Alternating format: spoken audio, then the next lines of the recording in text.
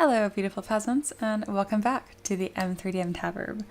It's a bit of a different stream today and I got lots of cool updates to share. So let's kind of get to it.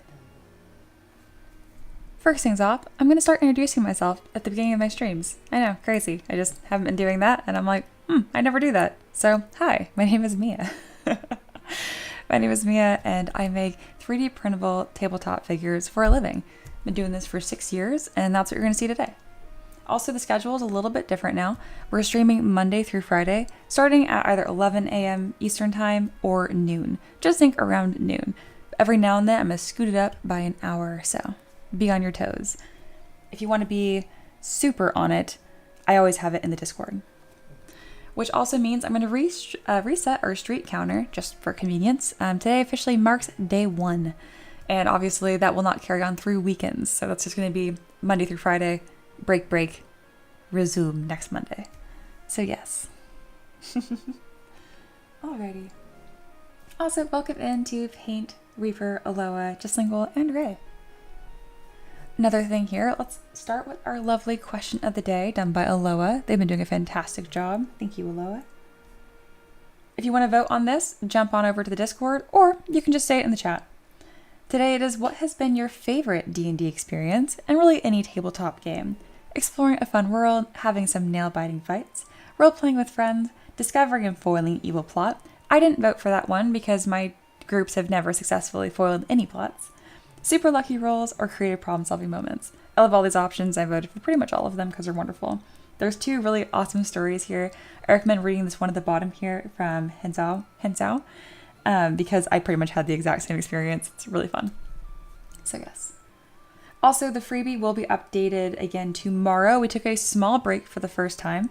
We have this lovely, fancy, noble Warforged nobleman. This is a 3D printable STL, which you can scale up or down however you like. If you want this lovely guy to 3D print for free, there you go. There's a link for that. Alrighty. And then also, very, very, very important. Ooh, this is cute. This is super cute. This is the return. I'm going to read that in just a second here. Actually, I'm going to wait to see if Taylor comes in. All right. There are some small changes to the Tabberb, but kind of mentioned that. We're going to have longer streams now, even though they're less frequent. I added it up, and if we do end up streaming for about 4 to 5 hours every day, we'll actually have more streaming every week than we had before, even though I'm doing less days, which is pretty exciting. So I'm looking forward to that. Also, every single stream is now going to feature multiple models instead of just one. So these project references where I have these threads where you guys can hang out, it's not going to be so specific. You really can just post whatever references that you want for whatever I'm currently working on, memes, all that kind of good stuff. It's a lot more open-ended. So these will probably last for a couple days at a time instead of refreshing every single day. Also, mentorship students will get their fresh assignments during happy hour. This gives me a consistent time to address you guys in addition to answering questions and all that good stuff. And yeah, we are so back. Awesome, awesome. All right, I think the last thing here, a couple more things, is this really fun thing from Aloha. They're so creative. Hear me, peasants, and rejoice. Halt your uprising and revolts. I was reading the next one. Listen to my voice. 'Tis Monday that marks the return of M3DM, as a prophecy foretold. Bring your beverages or poings and all of your fool's gold. The tavern will be lively, a true sight to behold. The peasants buzz with excitement. The streets have a hive mind song. It's a reference because we do a lot of bee revolts here. I'm not sure why it started, but that is the thing we do. For it's the return of the loyal tavern knights, those who set right and wrong. The tavern will be lively, be sure to come along. Tune into the live stream, for 'tis the glorious return of our madame. That's me. She brings a new schedule, new setup, and even that signature charm. I try to. The tavern will be lively, bring some scheduled mayhem, for 'tis the return of our femme fatale, the forever enigmatic M3DM. Amazing. So cute. I love these little banners and stuff that you do. Very fun. Gets the mood set. Amazing.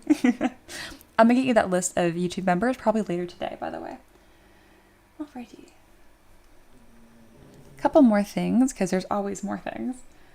I don't see them in the chat yet, but if you guys see Taylor, it's very, very important. It is May 19th, and it's Taylor Brownie's birthday today. So big happy birthday to you. Whether you tune in today or not, I hope you have a wonderful, fantastic day. And we're all thinking of you. My dog too, as he He's having very sweet dreams in your name. That lump there is what all the snoring noise is coming from. He is out today. Alrighty. And then last but not least, let's talk about D20 of Destiny, because I've kind of stopped offering that as consistently because I wasn't sure when to enact it and whatnot. So let me get that set up for y'all. Hey, Paint. Oh, cute. It's just here for the peasants. That makes sense. But I like reading the whole long one because it's really fun. We have a new Taverb Gazette, Metropolitan Gazette. I encourage you guys to read it. Cute. I'll read the headlines though. The return of M3DM and the Taverb Knights also return. Amazing. Taverb Knights are our lovely mods. Alrighty. So D20 of Destiny will now be allowed and in play anytime during the stream because I'm always going to be working on something. You can also roll early and then just hold on to that effect for whatever time you want to enact it. And then, especially because we have longer streams, I think it's going to play a lot better instead of having it so isolated to a specific time. And then also, it's going to always contribute to our tip goal. I'm keeping it the same where it's $30 for a Taverb pet. You can buy it outright, or you can just do $5 for a D20 roll. Super fun. If lots of people also do it, then y'all will collectively unlock a Taverb pet for everyone. I think everyone that's here knows what a Taverb pet is, so I don't need to explain that. But if you don't know and very, very quick, it's just a cute little 3D model. All right, that has been reset. Perfect. I think we're all set. There's a lot of things to cover today. Okay. And it wouldn't be a return stream if I didn't immediately change things. So, usually during the warm-up, I sculpt something from scratch based on my Pinterest board. I still want to do that. However, I'm trying to be a little more organized on my side because that's part of running a business is you're constantly shuffling things and redoing things, right? Well, I meant to get this done before stream, but then I started an hour early so I can make my meeting at 4 with a student. So as a result, I have some busy work to do on screen or on stream. I've thought about doing this off, but I think it'd be nice if you guys could see some of this process that I do, wherever I put it, to keep stuff tidy on my side. Because who knows, maybe it'll be beneficial for y'all too. Oh, I see. You're trying to duel me, just single. Very nice. If I didn't just close all my windows, I would respond. Oh goodness, that another priority ticket. Beautiful. Okay, very good. This is why we have to do this. So long story short, essentially, I'm going to show you guys how I'm going to structure my weeks and how I get stuff done. I get asked this all the time of like, how do you not fall behind on stuff or how do you keep things organized? And for the most part, I just work fast enough to where it's not an issue. Obviously, that's not sustainable, right? So we're going to kind of clear up some mystery here, and you guys are going to see some behind the scenes of how I figured this stuff out.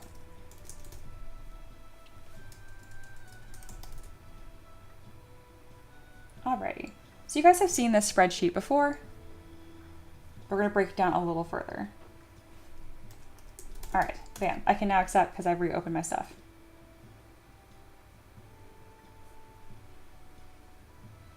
That's a very good suggestion, Ray. We're going to do that. Oh, look, Just Single won the duel. No way. I never win the duels. Okay. So this is my current flow I have here. It was between my husband and I, we'd both work on this, but recently it's just been me updating this, and then instead he hangs out over here by the release calendar. So I can now take this. No, I'm not doing it anymore because I lost.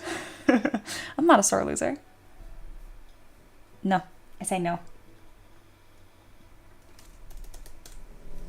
Okay. So I'm going to kind of show you guys how I break this down and then kind of like working in reverse. So I do a release every Monday. It's 5 models, and I count separate poses for that too. It's like action and casual. So at least a minimum of 3 distinct models and then 2 poses on each of those. And then what I'm going to do is going to break those up into blocks. So you can kind of like reverse engineer how many like blocks I need to get done. So let's kind of talk about that. And we're only going to do this for like 20 minutes. This is just for doors open, and then we get into some sculpting. Sad Paint, I know. I'm working. Ray says, justified to be a sore loser after she loses literally every single duel. I really do. I really do. Outrageous. If I could cheat, I would. Okay. So another reason why I am kind of loosening up streams to work on multiple different models is because every model is not the same. And you guys have seen it where I have streams or weeks where I work on like a cherry blossom dragon from scratch and like a Knuckle-V, which is just, it's too much, y'all. So this will let me kind of like move some stuff around and be a little more flexible, and then you guys get to see more models on stream, which is great. Mini Blaze has arrived. Welcome, Mini Blaze. Alrighty. So what I'm going to do right here is I'm going to make a copy of Work Party. Here we go. And then I'm going to name all the different like categories that I have for what I consider a block of work. And I would expect these to take between 1 to 2 hours. So we'll have a block out, a detail, a pose prep, because that can take up to 30 minutes to organize everything. And then post process, my least favorite part. There we go. Now I'm going to delete this column here. I don't think I'm going to need any notes unless it's like a priority. Oh no, I'll keep notes. I always like having a notes tab just in case. Here we go. Perfect. Okay, the stuffed toy unicorn we could release at any point. I keep forgetting about that. That was an artistic collab. Alrighty.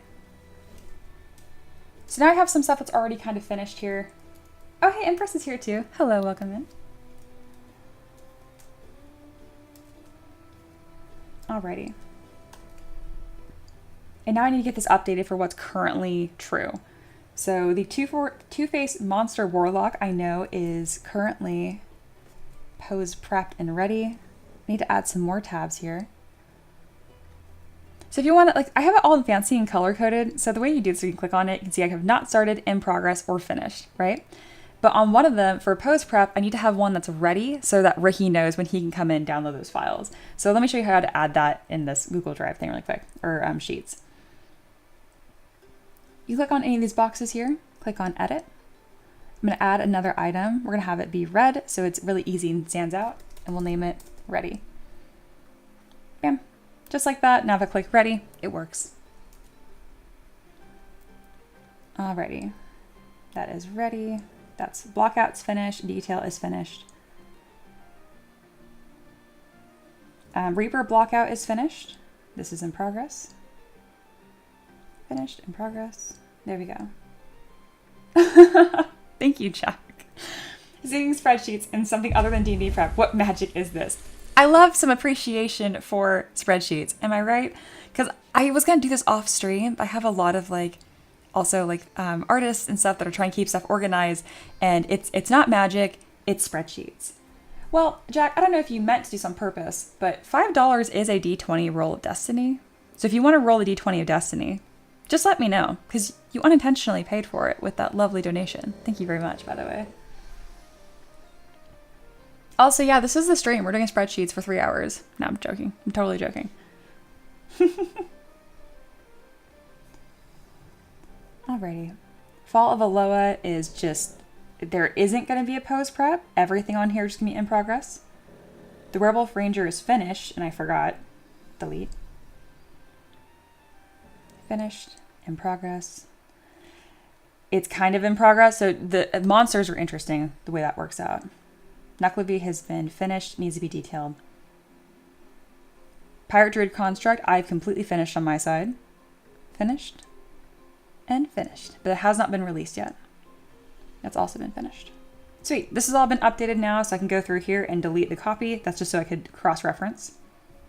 Do I want to delete it? Oh yeah, I do. Perfect. Spreadsheets for 3 hours, I'd watch it. Jack said, oh, okay, I don't know how to do that, but yes, I roll the D20 Destiny. Perfect, let's get that going for you. Actually, we're gonna keep our spreadsheet up though, because who doesn't love that? Where does it go when that happens? I have this thing where if I have more than one instance of Chrome open, it disappears itself. Drives me crazy. I'll fix that later. I have a script that I wrote called Gimme Stuff, and it should fix it.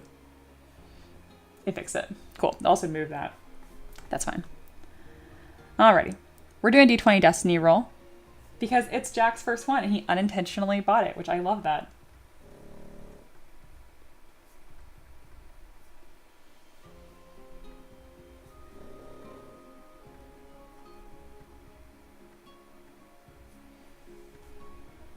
All right, we are almost ready. I'm just making sure I have everything updated. Oh, it's Memorial Day, isn't it? Happy Memorial Day. Completely forgot about that.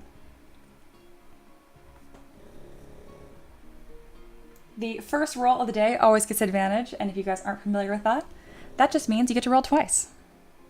And you're going to figure out pretty quickly how this works and what this means. Hey, Aiden. Hello, hello. Alrighty, we are rolling for Jack. You rolled a 12 and a 5, and today that corresponds to a 12 is let's get fancy. So whatever model I work on today, you'll be able to add a piece of jewelry, a belt pouch, an amulet, a satchel, really whatever accessory that you want on whatever I work on today. And it can completely be in jest. Like if I'm working on a dragon, you can be like, they get a top hat. So just keep that in mind. Or you can pick 5, which is a demon transformation. So you can add horns, tail, or scales. So you can pick between one of those, again, that is let's get fancy, accessories, or a demon transformation. And again, these can be completely in jest. You don't have to do them seriously. I'm going to work on multiple models today, so you can choose whenever you'd like to enact that. So there you go. Thank you very much for that. Really appreciate it. Memorial Day is next Monday? What calendar am I looking at? It is next Monday. Just kidding. Is demon transformation new? I think so. I updated this a while ago and then did not make it available. Remake it available.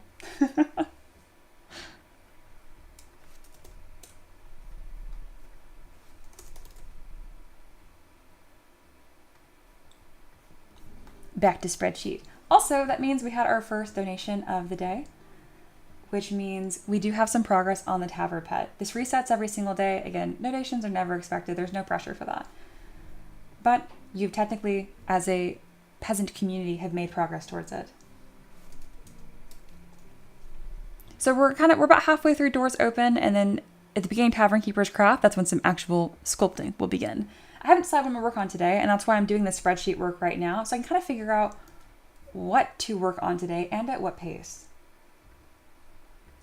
That's kind of one of the benefits of doing these longer streams. I can really take my time and think, and I can show that to you guys too. All right, now we have some progress. We're 5 out of 30 bucks. Thank you, Jack.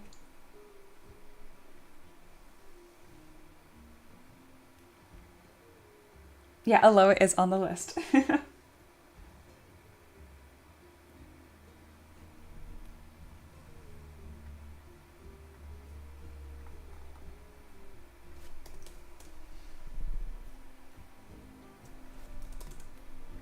All right, couple more things here. And then again, spreadsheets aren't super complicated once you've used them a bunch, but if you guys have any questions on why I'm organizing my work this way, definitely let me know. Everyone has different things that work for them.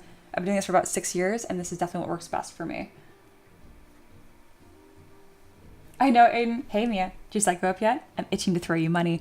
Yeah, I know. Pretty much, if I can't get the listing done today, I'm just going to send you a PayPal link to pay me directly. But I have you in mind. Today is my final deadline for myself. Alrighty.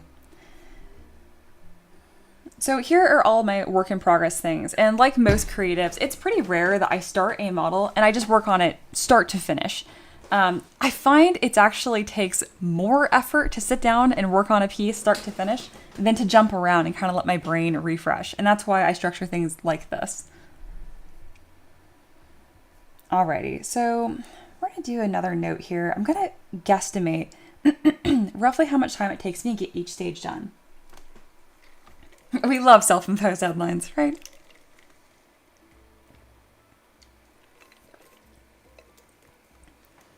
Yeah, right. Mia just experiences time quicker than us. She's in the future. I'm also a witch, so there's that.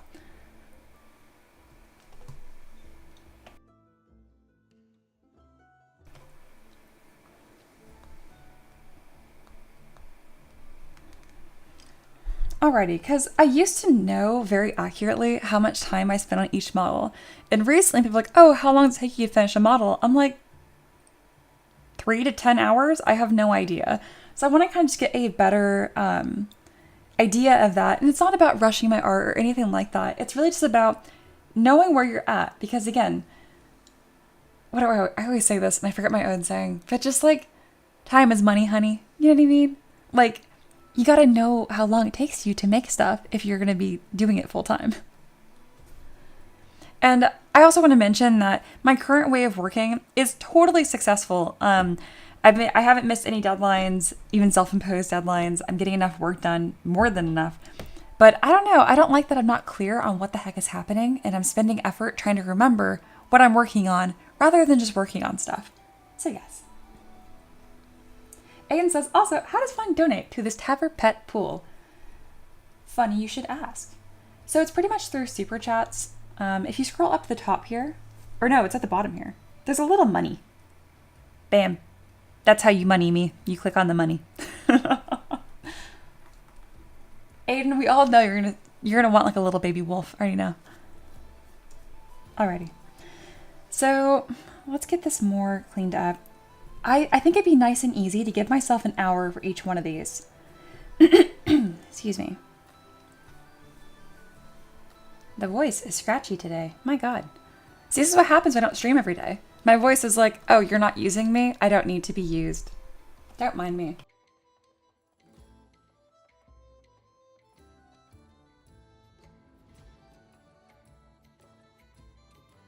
Well, God, today's gonna be a silent stream. Just kidding. Alrighty. We're not going to work on the fall of Aloha today because that is too much and it feels like a sacred space, and I'm not feeling sacred today. Hard to explain that. This is finished. That's finished. Because I'm now deciding what's going to happen for the Tavern Keeper's Craft. And I also like writing things down. Grabbing a sticky note. So today I think it'd be really cool if we detailed the Knucklevi. So that will be one block. Knucklevi. I pronounce it however I want. We're going to call him Knuckles. We're going to detail Knuckles. And I'd like to figure out how the heck I'm going to pose the Cherry Blossom Dragon. I made a huge mistake designing the Cherry Blossom Dragon, and I'll tell you guys all about it when we get there. Alright, so we're going to pose Cherry and detail Knuckles. I have priority tickets that are outstanding that need to get done too, but we're going to work on it. We're going to do the things. Bam. Oh, that was super generous. Thank you, Aiden. Oh my goodness. We're almost at that goal completely. Thank you. Also, you guys earned poing by donating. Mods, please take care of that. I wasn't paying attention. Oh my goodness. That was super generous. You donate to me. I look at you angrily.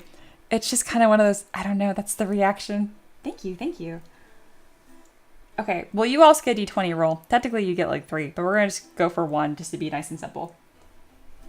That was amazing. All right, can I add 20 plus 5? I can do this. Alrighty. So the goal amount is 30, and we're already at 25, and we're like 30 minutes into the stream. So, bam. The next person that, if you donate $5 for d20 Destiny roll, we've maxed it out. So just letting you guys know, the next D20 Destiny roll also gets you a Taver Pet. Very broken. Very good deal. Very stonk.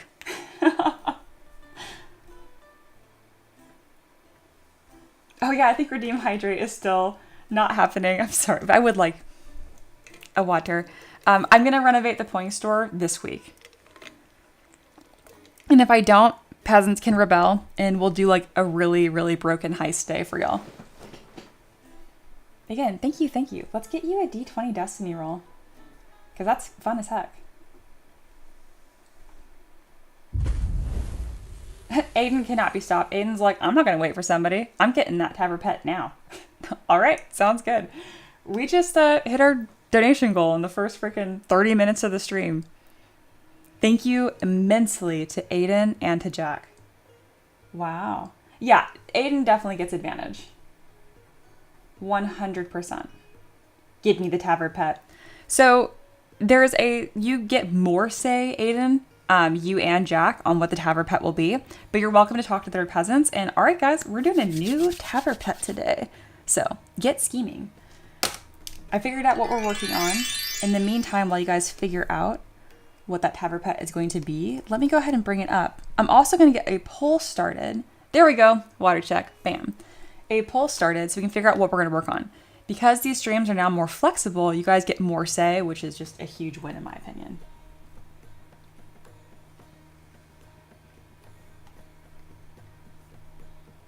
I'm gonna get that poll going now and you guys can talk about this Taver pet goodness. Here's some inspiration of Taver pets.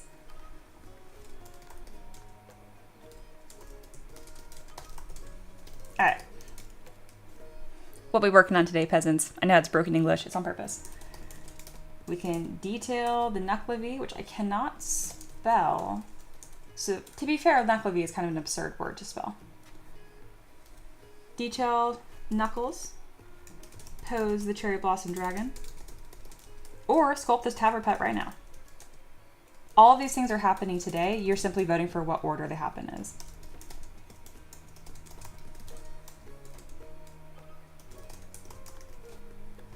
Yeah. Amazing.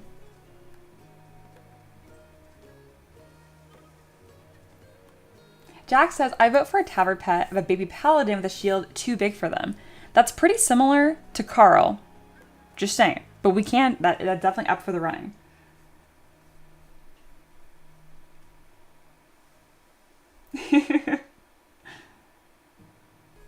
Aiden wants a little howling wolf. You do have the lion's share donation, therefore the lion's share of say. And I kind of figured a little wolf would be cute, and we don't have a wolf yet.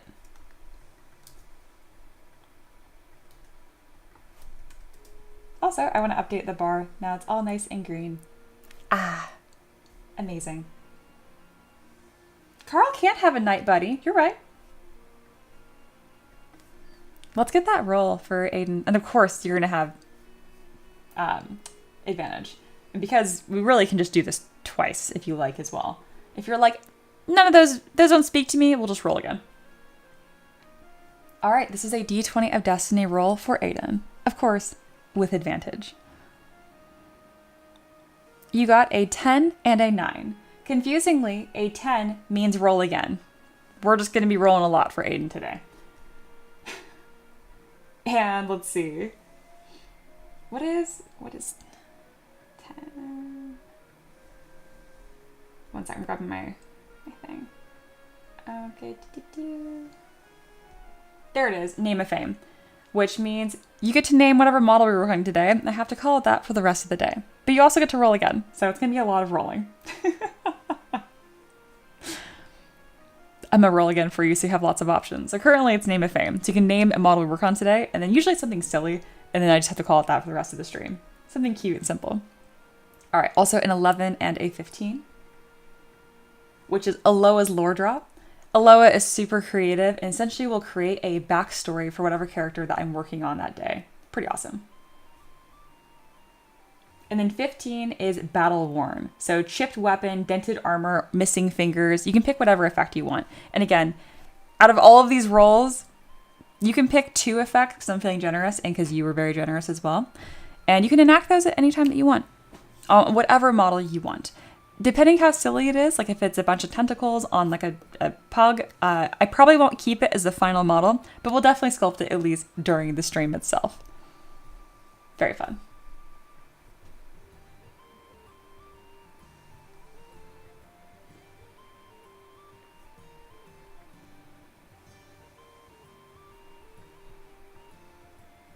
Just waiting for my stuff to load on my side. There we go. Amazing.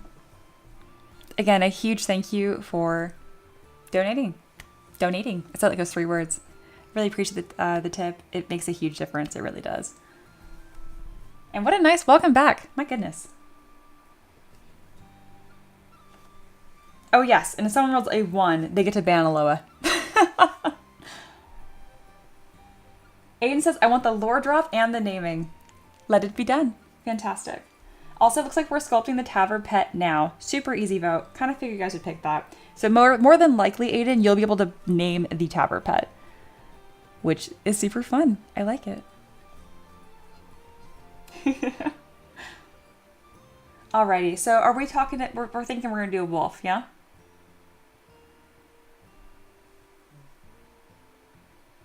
Yeah, we're gonna have, I'm making stickers for all of these, believe it or not. I cannot keep up with y'all, but I'm earning that, I'm flexing that art skill. It is happening.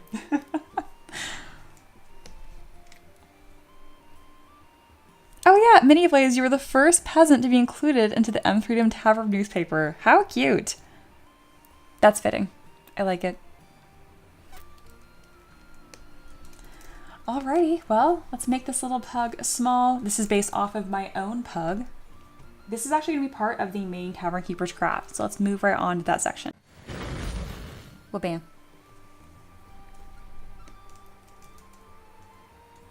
Ray says, Reaper, are you and Mia working together on custom Tavern pet stuff? I was originally. I was going to pay them, make stickers, but that was going to very quickly bankrupt me because there's so many and I need commercial rights. So instead, I have been paying Reaper to give me lessons on 2D and feedback so I can then make them myself. So yes, this is based on my cute little dog. He is a goblin and he is all black. So I painted him like this just so it's actually visible. There we go. And then this is the first model in quite some time. Come on, pen. That does have a little booty. Aiden, it's up to you. Most of our models have cute little booties on them. Your wolf does not have to have a little booty. Jack also gets say in this, of course, and technically so do all the Tavern peasants. All right, we're gonna put this little guy up here. Then return off perspective, so it's nice and flat and simple.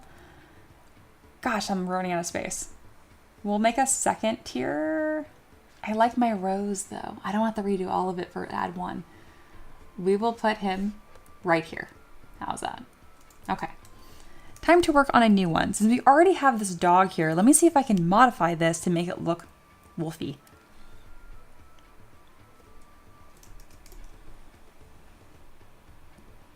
Yeah, no, straight up, when I was thinking about making stickers and paying Reaper for it, very quickly I was like, I'm never going to financially recover from this. Even like it literally I'd take all the money I got in donations and would have to go right back into it for stickers. And I don't really plan to make money on the stickers. I just plan for them to be freebies I put into boxes for orders. That's really my big plans for it. So yes. All right, copy and paste.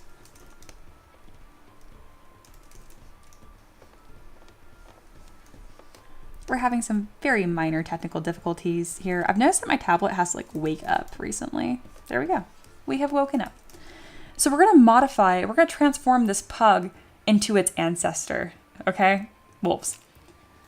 We're also going to grab some references because that's how we do things around here. And that's really how if you're an artist, you should always be grabbing references as well. Alrighty. I'm a huge fan of going to Pinterest to grab simple references, and we're going to simply type in chibi wolf. Oh, I wanted to do that for today's warm-up. We'll do that tomorrow. And here's the thing, if I'm able to get stuff done ahead of time, I'm hoping that, why don't you just go to my homepage? I don't understand. Just go to a homepage, not my business account. It's just Pinterest. Anyway, whatever I was saying, I forgot, so it obviously wasn't that important. Chibi wolf.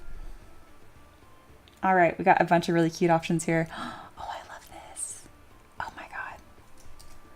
Looks kind of like a raccoon, but I love the fluffy tail. So I'm gonna screenshot that. Oh, this is from Twilight Princess.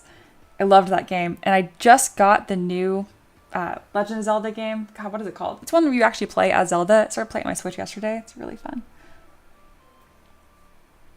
Sater says she's ignoring me today. Oh no. Sater says, Mia, you could legit turn those into keycaps. Just saying. The Tavern pets? I never thought about that. That'd be cool. Never designed a keycap before. And yeah, even my mods have to repeat themselves to get my attention. So if you're a fellow peasant, repeat yourself. I don't mind at all.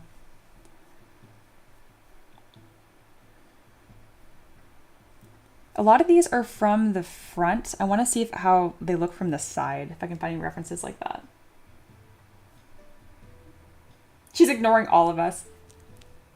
I'm working.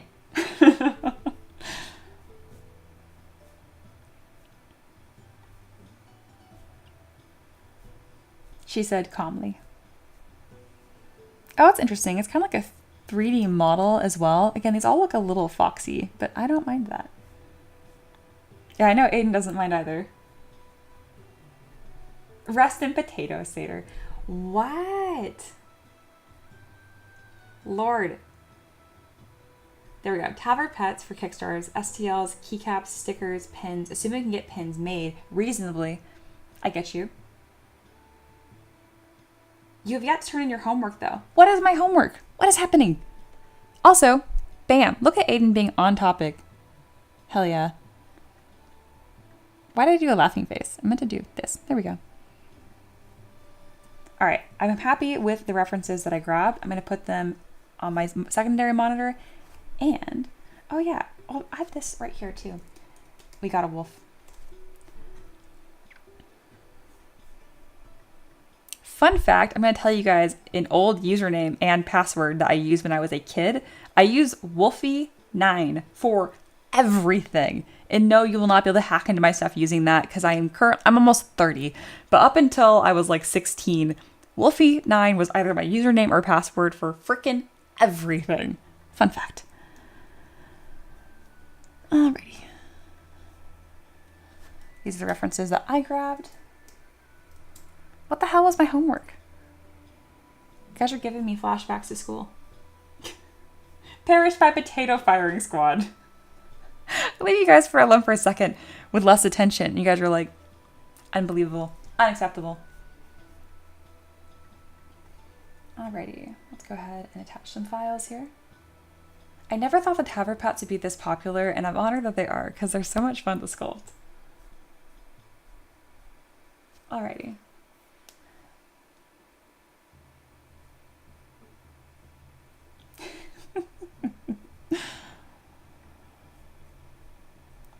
Dark Souls reference, I have ascended. I knew that was Summon Aloha. At this rate, Mia's going to need a third monitor. I know, technically I have 3 now between my tablet, my computer, and then this monitor, but you're right. Final stage Mia is going to be like my entire wall. It's just covered in freaking monitors at this point. Oh my goodness. Okay, we have our cutie patootie here. We're going to transform this pug into a wolf.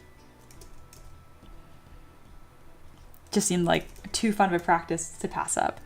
We're going to go with a white and gray color scheme.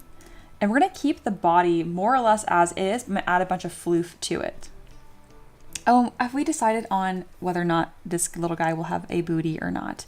Very important questions.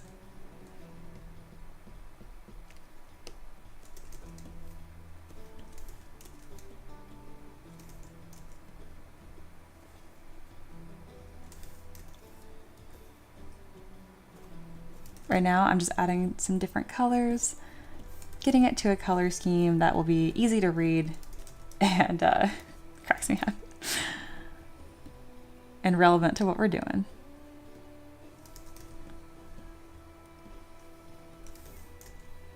I'm gonna just hide the face for right now, and I don't expect that we're gonna have this a little tongue or not. That was just in reference to my dog, who always has a little bit of a droopy tongue. Merge down. Okay. Yes, booty and all the floof. All right, we have another booty Tavern Pet. Peasants rejoice. I'm also going to hide all of the facial features just for right now.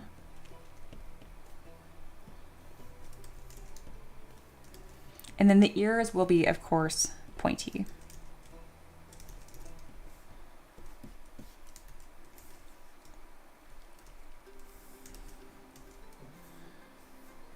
So to make the ears pointy, I'm going to use my 3D gizmo by clicking W and then rotating them. Oh my goodness.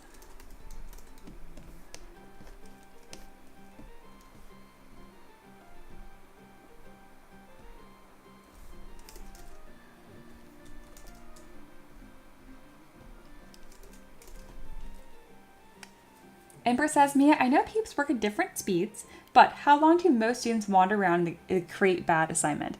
Oh, Lord, yeah, no, I know what you're asking, and yeah, you have set a record. Most students will scribble on a sphere and turn it in like 10 minutes, and we move on. You've done like 3 iterations already, which I am so proud of you, because it's a very good space to play in, and it's an even better space to revisit as you grow in skills.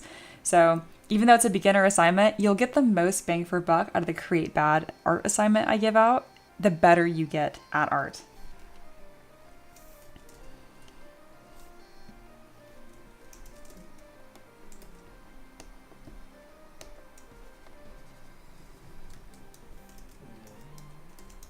All right, it's getting a little more wolfy, slowly but surely.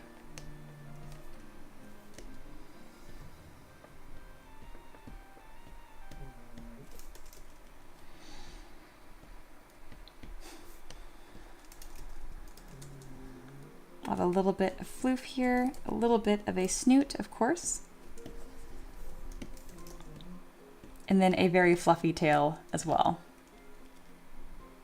Infra says, oh dang, it's not a bad thing though. Again, I love that you're spending so much time. To create the tail, we're going to use the Curve 2 brush. We're going to click and drag. And we're also going to put a small taper on the brush. To do that, we'll enable size and then flip this little graph. What this means essentially is just as length continues, size decreases, which just means a fancy way of saying taper. So click and drag and you'll see that a nice little, bam, little taper tail. We'll turn off symmetry so there's just one, and then split mask point so it's its own piece, which just means its own subtool. So when I use like the gizmo, I can move around just that one section. And yeah, also Empress, that means you can move on from your assignment at literally any time. You have done more than enough. All right, we are now going to create this. Oh, we're talking about potatoes in the chat. I like it. Empress says, yeah, it's made me happy to sit down every day. My brain is always thinking something gnarly to attempt. That's amazing. And I mean, think about where you started, where you couldn't make anything without a reference because you were so like worried about it coming out bad. And now you don't want to do anything else, which is amazing. I feel honored and accomplished as your teacher. Right now we're going to create the neck floof section. To do that, all I did was just mask a section of the body off. There we go. And we're going to remesh this. This is going to be a different color and nice and fluffy.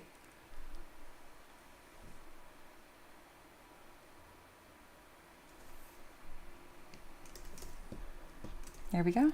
Mirror and weld. And then I'll probably have this a darker gray.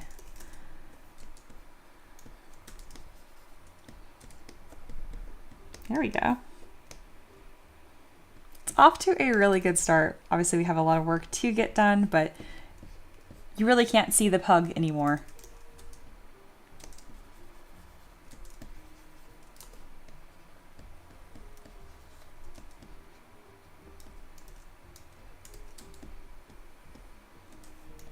Cute.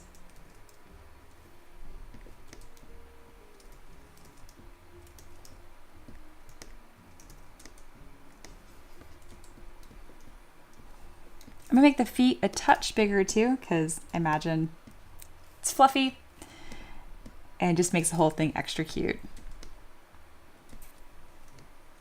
We're gonna remesh the head a little bit because it's a bit lumpy and there's some really subtle shapes I'm gonna want to introduce and get just right. Because it's a chibi, it's gonna look a little more on the simple side, especially compared to like the pug. But there should still be an identifiable snoot, especially compared to the pug, because that's as flat as it gets versus like this wolf as long as it's gonna be. All right, Aloha says, I got sidetracked, a lot of other creations, but my assignment is almost done. It's my favorite one yet. I'm very excited.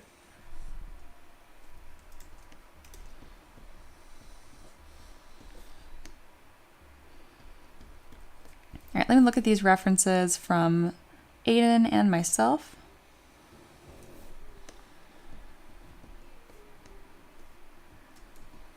Yeah, it looks like there's more of a taper here. So I'm looking at like overall shapes, pretty much like it's a big old like football head.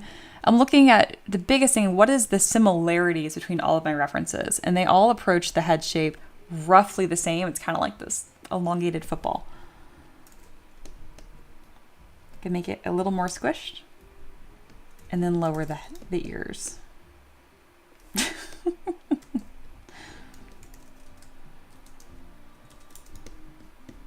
The floof right here will be the most detailed part, and I'll need to be careful about this compared to the other Taver pets. It's kind of a similar lay of detail that we have with like our bonsai tree here, so that is acceptable currently, but I don't want to push it too much further than this.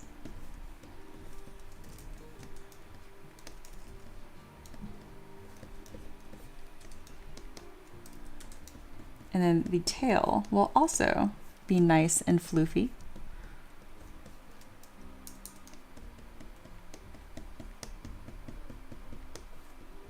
Can't hide the booty though. I'm gonna tuck the arms back just a touch. And then just overall working on all the shapes to be nice and they make sense. So currently his head was kind of domed in like this. He does need space for a brain, even if it's small.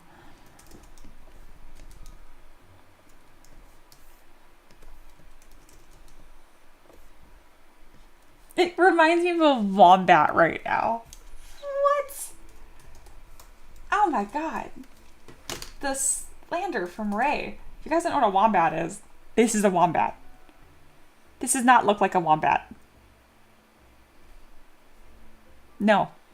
No, it does not. Spicy Ray today. What?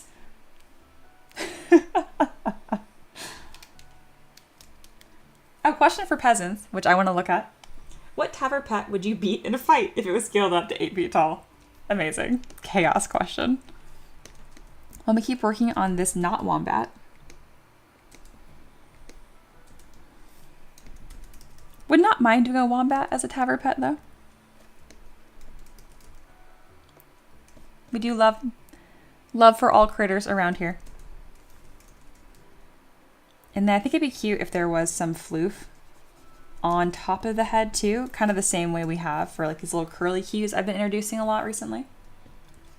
Wolf bat, wolf and bat. No, it is not a wombat.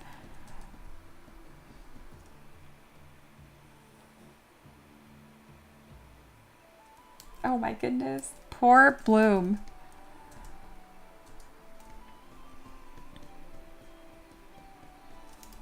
So whenever you're working on something like this, like a chibi, and you're kind of like, what do I do next? What do I do next? Just look at the shapes you currently have and keep smoothing and simplifying them down.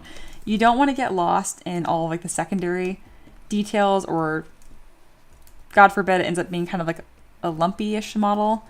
You really want to keep it as smooth and as simple as possible.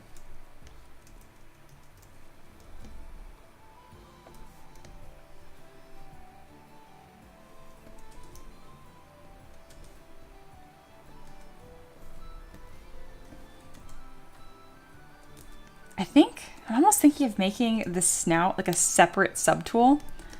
I don't know if that's going to work well, so we're just going to try it.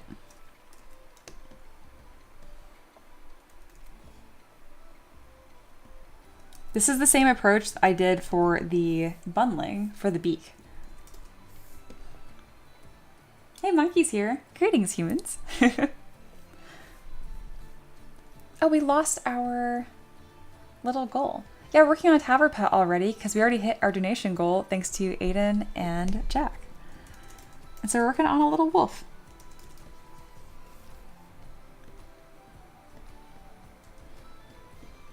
Yes, making the snoot a separate subtool is totally going to work. Sweet. Yeah, Maverick would be asleep regardless of his size. Maverick would probably be the easiest one, and he definitely would not fight anyone. He is just... he's got no fight.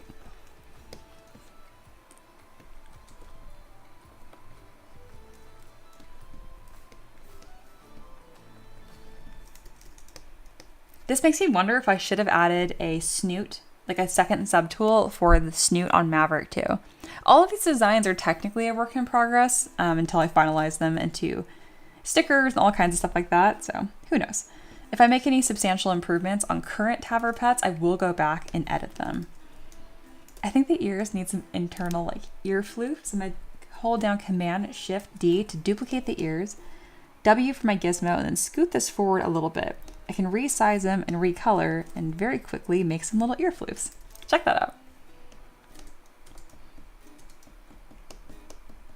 Ear floof. Very important.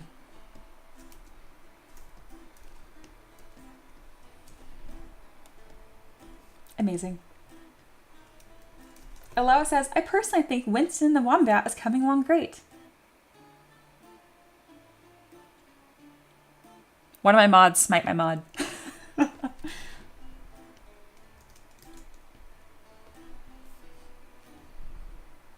On a real note, he's very cute. Also, Aiden, I don't know if you want to name the wolf or save it for like a silly name for like one of the future models, but just a reminder, you still have that. All right, we're gonna make these feet a little rounder. There we go.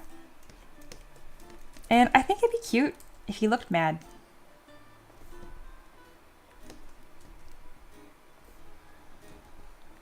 All right, we're gonna tuck in the back of the head here so he doesn't look quite so lumpy, and instead replace really any feature I can replace with just a bunch of floof. We're gonna do that. We're gonna make the back legs a bit larger too to match the front legs, but still preserving the booty. At some point the booty got a little screwed up, but we can fix that. Don't worry, we will rebuild. Booty. There we go. Aiden says, I'll wait for a different model. I already have one in mind. Amazing.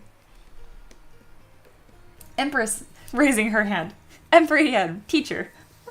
I had a problem. I use curved tubes to make hair on the mesh. I'm trying to like not sound like insane, but you worded this so strangely. I'm not going to say me use curved tube. Okay. What's your problem?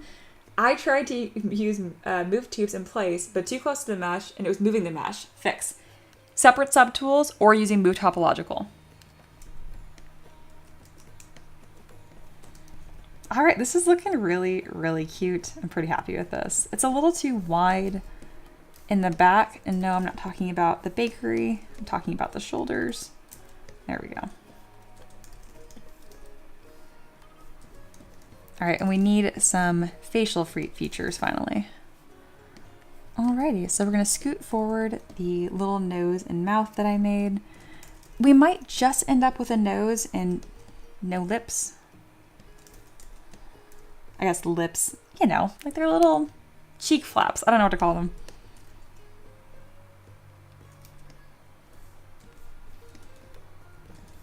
This is really cute already though.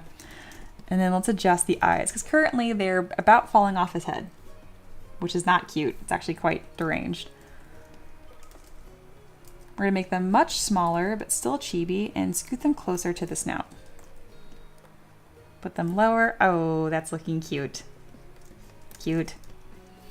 We're gonna separate the blushies from the eyes themselves. That way we have a little bit more control, and the eyes do need a little bit of shaping. I do think it'd be cute if he looked mad. I would like to make him a little angry, if that's okay.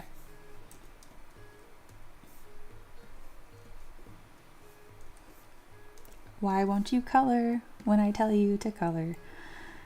All right, I'm trying to make the snoot a different color, and every time I move around, it keeps changing its color, and it's driving me crazy.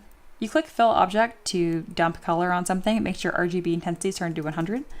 But I swear every now and then ZBrush is just like, I don't want to. Aiden says, Mia, scroll down in Discord. Yes. Oh, look, even more snoots and cute stuff. Ooh, we're getting serious about our anatomy for our chibi baby here. This is cute to see like the difference on the side by side though. You gotta have that long snoot. And rounded.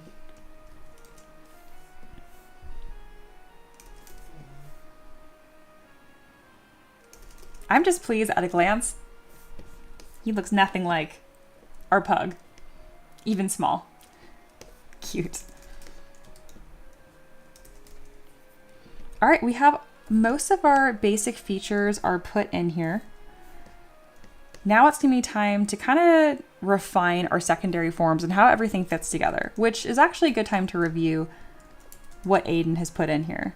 That being said, it is a chibi. I'm not going to be too pressed about anatomical correctness because my God, he's one head big. But that being said, you can absolutely take real things in anatomy and express them in a chibi. Proportions, though, maybe not so much. Empress says, this is so cute. Thank you. I'm really happy with it already. On a different note here, the side-by-side here is really cool on different head shapes of dogs versus wolves. I love anything that shows face plane. So just to all my students, this is a great one.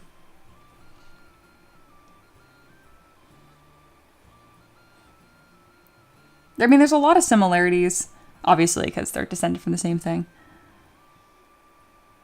But it's the same way, like being able to sculpt like a wolf versus dogs is similar to how you get like breed differences. Remember when I was sculpting like a shepherd mix and it kept looking like Lassie? So that was, Sater helped me a lot with that, sketching out the differences. Like it's really, really small subtleties too.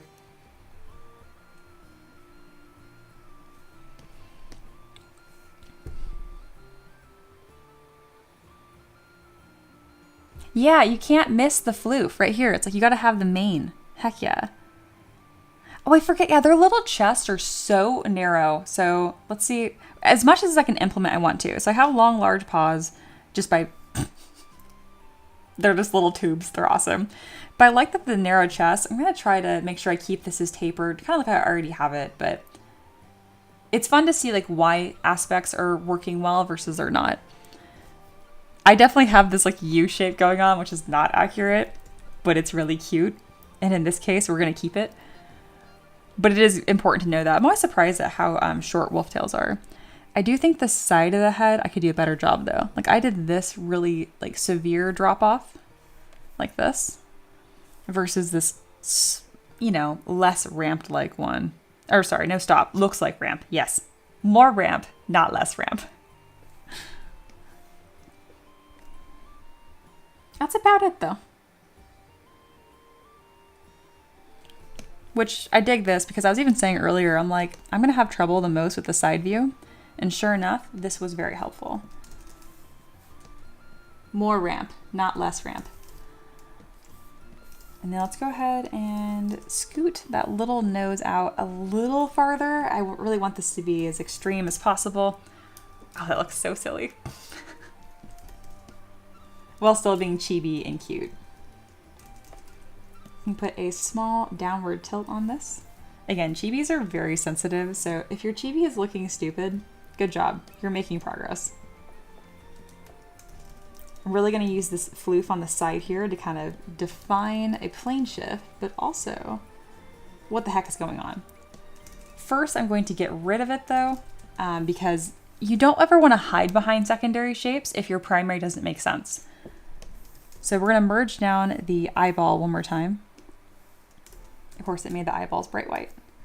Stop. There we go. And now we'll review just the head and see how all this fits together. Again, we are not hiding behind neck floof, as much as I love to do that. And then this will be pretty flat. I'm going to leave that as it is because the skull, there still will be a little skull here, but that means it's an excuse to use even more floof. Who doesn't love that? More floof, more cowbell. Oh yeah. We will structure this to look less insane later, but now is not that time. There we go.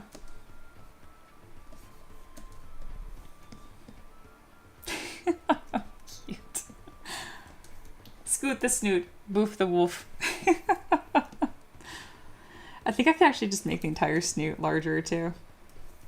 Yeah.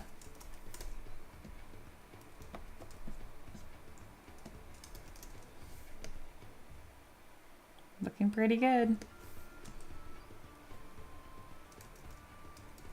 Aiden says, I've drawn wolves for so long now. I have an obsessive problem. Hey, liking things is good.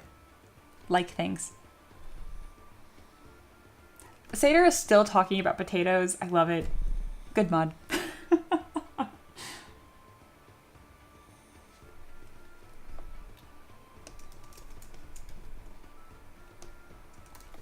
I'm also going to scoot the ears up a little bit. Again, we're in that stage now, which can be the most challenging, not just for chibis, but for any model, where it's when you're trying to refine secondary shapes and not hide behind your primary.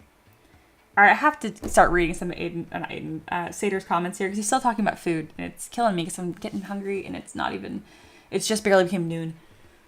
My wife makes it with a packet of beef onion soup mix and a packet of ranch dressing mix, a splash of pepperoni juice. It is delicious. Is that for a roast? Yeah, Sunday roast. That sounds amazing. Ray agrees. Sounds very tasty. Please send some. Agreed. Please send. This is very important, good discussion. So normally I wouldn't make an indentation for like eyes, but I think my TAVR peps are slowly starting to evolve, become a little bit more complicated, but not a lot. As I'm getting more comfortable with them, you know, I gotta keep pushing the skills, you know? Can't get complacent.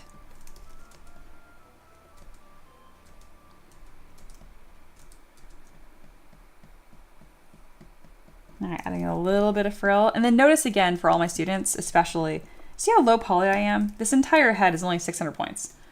Like, you got no business being in the millions here. The fact that this is the 8,000 points is just so I can sculpt a little booty. That's it. That does look better. That does. Oh, hash brown sounds so good. Okay, I cannot read the chat. You guys are gonna make me take a break super early just so I can go eat. Waffle House style hash browns. Stop. All right, we're gonna put the eyeballs back on. Oh, look how much cuter this looks than earlier. Oh, yes. I was gonna refine the shapes, but I do have to give credit where credit is due. Aiden, your references were extremely helpful, and it really shaped this together quickly.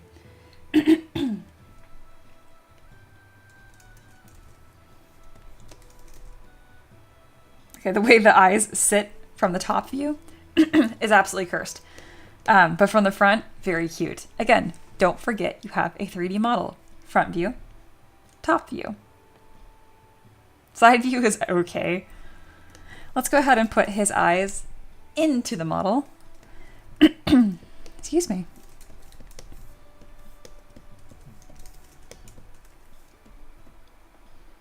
And there we go.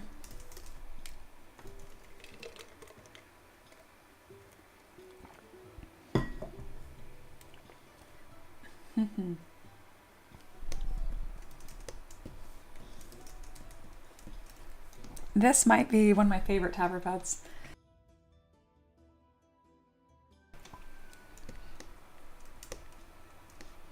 Oh my goodness.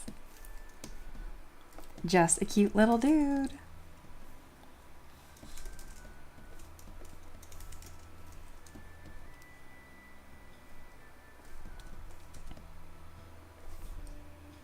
Gosh, it is so cute. It's killing me. All right, so do we like Hello Kitty mouth it where there's no mouth at all? Or do we have little lines? I can make them look better. I kind of like it without because nothing else has them. Like everything else is mouthless, you know? I think just the nose fits this, all my other TAVR pats a little more stylistically consistent. What are you doing? He's got mad cotton mouth back there. I was like, Maverick, back to sleep.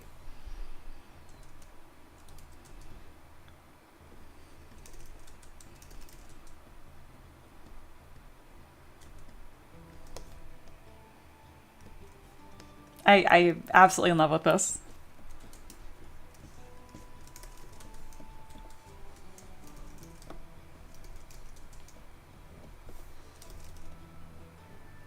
I'm gonna add a little bit of fluff on top of his head, and I'll develop that more once this gets higher res and detailed.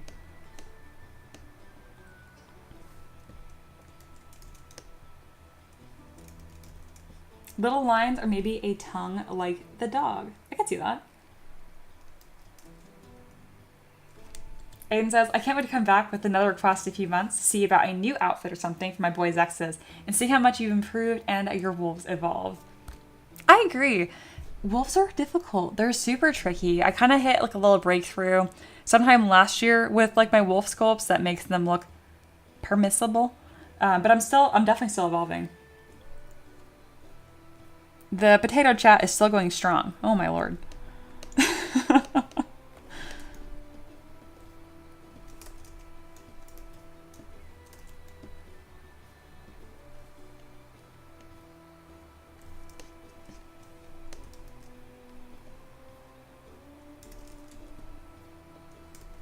All right, we need to remesh the eyes or something because the topology on them is getting a little wonked up, which is putting different plane changes there that I don't want to be there. So what I did was I subdivided once and now I'm going to remesh a few times to keep it nice and clean.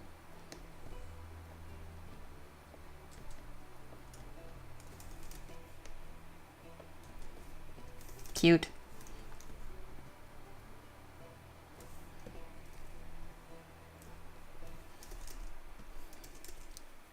Oh, we have Ren the Wolf Cub. Cute. We have some new lore in the chat. Amazing.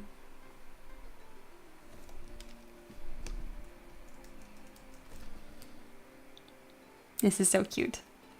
Maybe he finally found a pack to call his own. That just makes me think of all the tavern peasants. And yes, the answer is yes.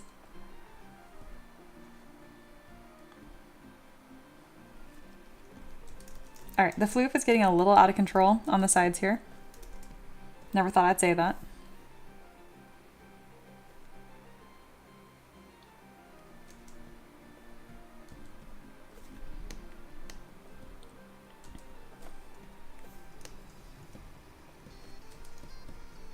We'll have a little bit of modifying to go before it hits like its final form.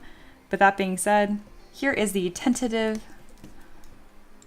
little spin around of our super cutie little wolf. Check him out. Cute. I'm gonna take a screenshot of this and throw it into the chat, kind of as like a little marker of our progress today.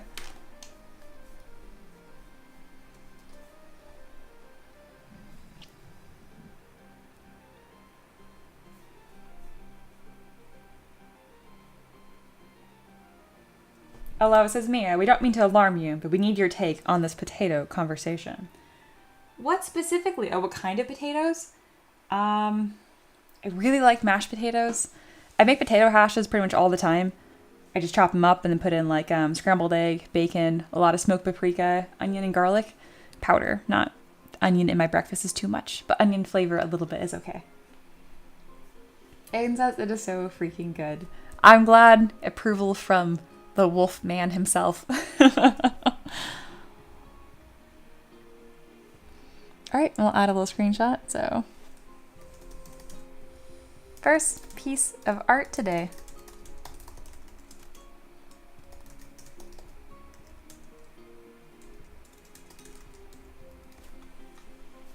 I'm 90% sure that Jack is fool here, fool judge, I'm pretty sure. I know that Aiden is Zexus.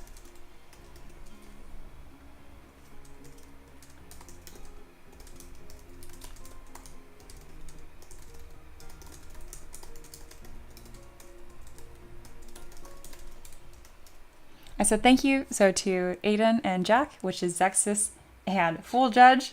Y'all need the same names and places. Oh my god, you're killing me. For making this possible with the donations. And of course, all the other peasants for cheering me on. And way too much potato chat.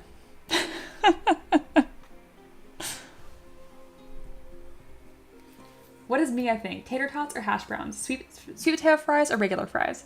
Regular fries for sure. Though I do love sweet potato fries, just not as often.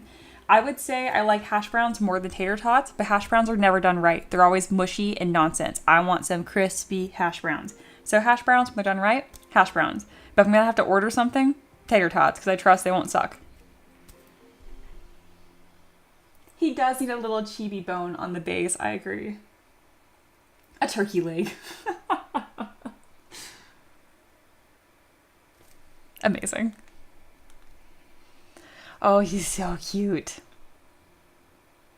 All right, we're gonna do a gentle roast on early Mia, okay? Sorry, I'm looking outside because there's this bird making insane bird noises outside my window. Do you need help? What does that mean? Sorry, just bird screaming. This is the very, very first wolf I ever sculpted, so we are being gentle here, okay? Kind. Look at him. There are still people that are downloading this model and printing it instead of my new stuff, and it makes me want to take it away because I'm like, stop. It's fine. It's fine. Look at the feet. Why are they straight? I like that I try to get some fur texture in here, and I like that the ears are pointing the right way for when they're mad, and it's fine. We have, if you squint, we have general proportions are okay. The tail is about right. Yeah. We have this one. This is for Familiars and Beast. And we have this one, which is a little more majestic, a little sweeter. You know, again, this was very early on. Very early on. There's some cool stuff here, but I am very grateful for how much I improved, even in my chibi. Did I use a rake brush for the fur? You betcha. And that's it, because I didn't know any other way to do it. Which is funny, because I still do use the rake brush to detail stuff, but with a lot more finesse. Sounds like you need a new wolf. Oh, God, yeah. No, I've done a ton of wolves since then. One of my favorites is this, this is a human man. Wolf Folk Ranger? What is that?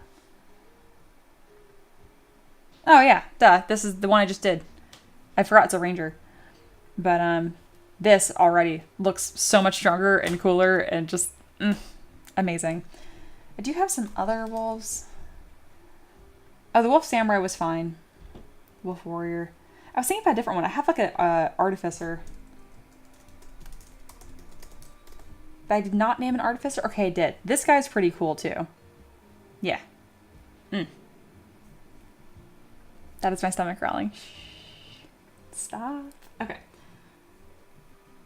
Mayvlight says, better than I can do at the moment. Hey, wolves are really difficult. They are of the most difficult animals I sculpt, period.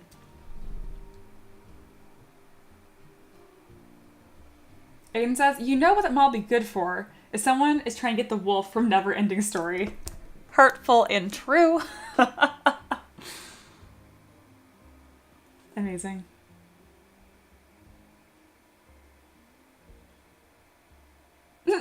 Aloha, I like the wolf fingers. It has that early art charm. That is such a kind way to say that. I really like that. Early art charm. I like it. I like it. Like, I was trying for something. And to be fair, wolves are very complicated. Like, their feet. Wolf feet. Reaper says, go eat in all caps. Could you guys hear my stomach? God. Oh my God, why is it so loud? I'm gonna go eat. But anyway, wolves have crazy feet. Do you see this? They're way more complicated than you expect. I typed in wolf feet instead of wolf paw. Okay, I need to go eat. Oh my God. Okay. This is the benefit of not as scheduled streams or like structured. I can go make a ton of pasta right now. And that's exactly what I'm gonna go do. So it is noon. We're gonna break for lunch. We're gonna come back. It's gonna be great.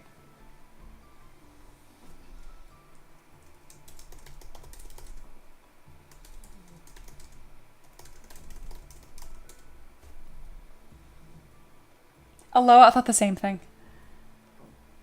I hear nothing. Keep working. If I lower my mic, you will 100% hear it.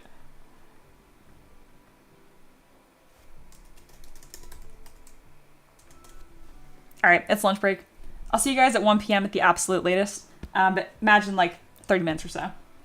Ray, no rest for the wicked. No. All right, I will see you guys later, but soon. Go eat if you have not. Ooh, shrimp pesto. Okay, goodbye.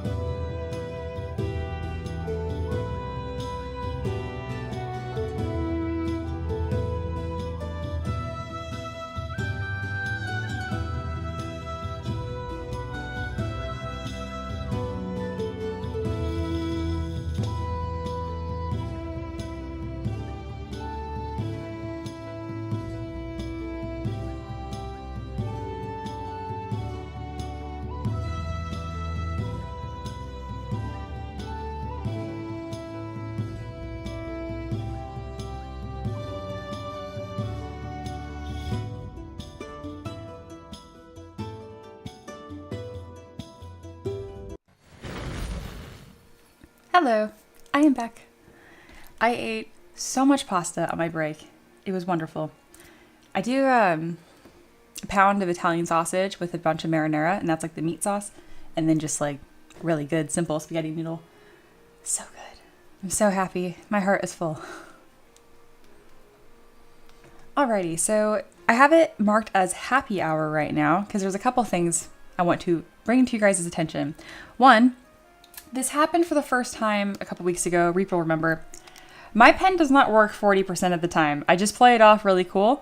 It's driving me crazy. We just bought another pen. It will be here tomorrow. I'm very excited.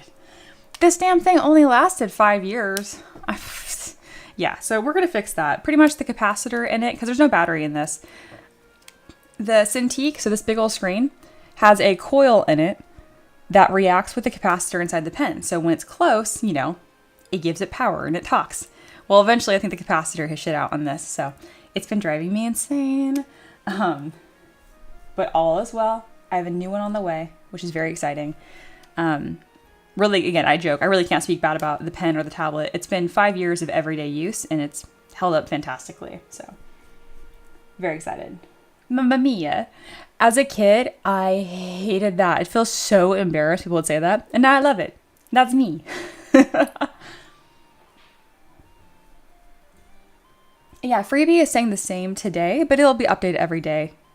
Force, hence worth, as of tomorrow. But yes, things are going really good though. I just can't stress it enough. The fact that I was able to take like that long of a break on stream, it was more than 30 minutes. To me, that's crazy. I just appreciate you guys being so cool. I'm now not so vocal. All right, what else? Oh, the Tavern Pets. I had a serious note to make about the Tavern Pets. Tavern Pets weren't my idea. They were Aloha's. They were kind of my idea in the sense that I did a D20 Destiny, and it was sculpt a friend and a familiar. And I meant like a pet rock. And then Aloha was like, let's do a mushroom. And that became Moo. And then just became this whole series. And I love them. They're so cool. And like the amount of confidence I have in designing these little guys consistently and like, I don't know, it's a big part of what I consider like being like an artist. Being able to make a series is something I've always wanted to do, but I never had the time to do that and my business. So the fact that these are all like donation based, even like early on, I think Ray is the only person that's paid pulling for it, which is awesome. Again, the amount of like watch hours and chat, it all comes back around. It all matters and equals out. But I just want to be serious that it's really awesome. And thank you guys for making that a thing. And I'm going to do Tavern Pets freaking forever, I think. All that being said, I'm going to reset the goal. I don't plan to do 2 Tavern Pets today, but once this bar gets filled up, I will reset it. So bam, we have reset. Yeah, Just Lingual might have also done Poing, but they also bought one later on for their wife's drawing. And then Yoni got one because they are a legendary supporter on YouTube. So yeah. Pretty awesome. Aloha says, I vote we listen to Aloha more. Not the worst thing. But yeah, the streams have been so much fun, and I'm still figuring out a lot behind the scenes. Even just little stuff like how I do my hair and makeup is an ordeal, especially as someone that in my young girlhood kind of skipped over all of those skills and had to learn them much later on. Before we get in happy hour, I have a fun, silly, small story to share with y'all, and that's about reading. Your girl did not know how to read until she was like 7, which is like kind of normal, kind of not. I wasn't so my birthday is December 14th, which means in the United States, you have to be a certain age before you start kindergarten. And so instead of starting preschool, I just went straight into kindergarten when I was 5. But a lot of kids were 4. It has to do with where your birthday cutoff is. And I was on the other side of that. So I've always been like 8 months to a full year older than all my classmates. So that's why I was 7 and didn't know how to read. I mean, I knew my alphabet, that was it. But the point of this is that I really thought that, I remember when I was like 4, 5, and 6, I was like, oh, well, when I'm 7, I'll just know how to read. Like, I just figured my birthday would happen and I would just know how to read. And I kind of felt the same way about like doing like my hair and makeup and fashion getting put together. I've always cared about these things, but I figured, well, by the time I'm 30, I'll know how to use a blow dryer. No, I have to do it. And it happened even like earlier this month. I'm sitting there on YouTube watching some girl tell me how to do it. It's very humbling. God, it's very humbling. But my point of this is that there's a lot of pieces that come together with live streaming being consistent. And you guys have afforded me so much grace and warmth, and it really makes me want to keep doing it. And it's improving all assets in my life. Even like this little simple bun, y'all. I didn't know how to do this. Even like a few months ago. So it's cool stuff. So yes. Oh, is Taylor here? Taylor came in. It's your birthday. Happy birthday. Happy birthday, Taylor. I hope you're having a wonderful day. We wished you happy birthday, even just to your spirit when you weren't here earlier. But now that you're here, it's very exciting. So, hello. Happy birthday. That's awesome. I think you're my first peasant birthday I remembered by having it written on the calendar, which is great. So I'm really happy that's working. So yes. Monkey mentions that third kid, Leon's pretty similar. He's oldest in his class because of his birthday. Yeah. He also learned to read late. Yeah. And I love reading though. Like, don't get me wrong. One of my like childhood best friends I met because we were fighting over the Warrior series books in the library. We didn't know who the other person was, but we would go to the library to check out the next book in the series, and it was always gone because the other person had it. So we would leapfrog every other book to avoid each other. But eventually we came at the same time, and then we became very good friends.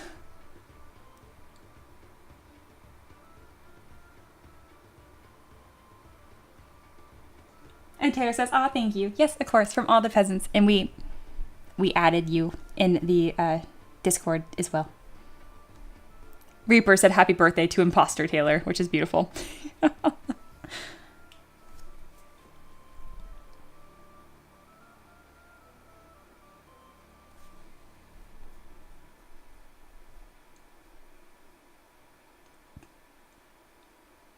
Empress, I need a personal Aloha. It's very helpful. All of my mods have brought more value than I could have expected in their own unique way. Seriously.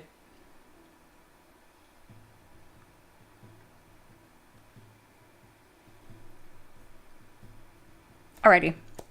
It is happy hour. This is a time dedicated for my students. So if you are a student and you have a question, honestly, if you could just do me a freaking solid, just put it in the Discord. I am having a hard time keeping track of the chat. You can put in the chat, but I might miss you. If you're a peasant with an art-related question, put it in the Discord. In the meantime, I'm going to resubmit everyone or give them new assignments. Yeah, perfect. Paint. Mia, can you help me with my work? I submitted and get some pointers. Heck yeah, I can. Just Single says, Mia, Ricky strikes me as someone who learned to read when they were 2 or 3. Fun fact, Ricky was a dumb in school, and he will be upfront with you. He did so much yard work and mechanic work with his dad during school, after school, before school. He did not have a lot of time for like homework, and he was not a diligent student at all, but very smart. So he pretty much failed algebra, it was, in 8th grade, but he aced every test. And so his teacher was like, okay, you are not a dumb, but you're acting like a dumb. I'm going to put you forward into geometry in high school, even though you failed this class pretty much. And so she put him into geometry, and guess what? That's where he met me. Kind of cool, isn't it? It's a beautiful thing.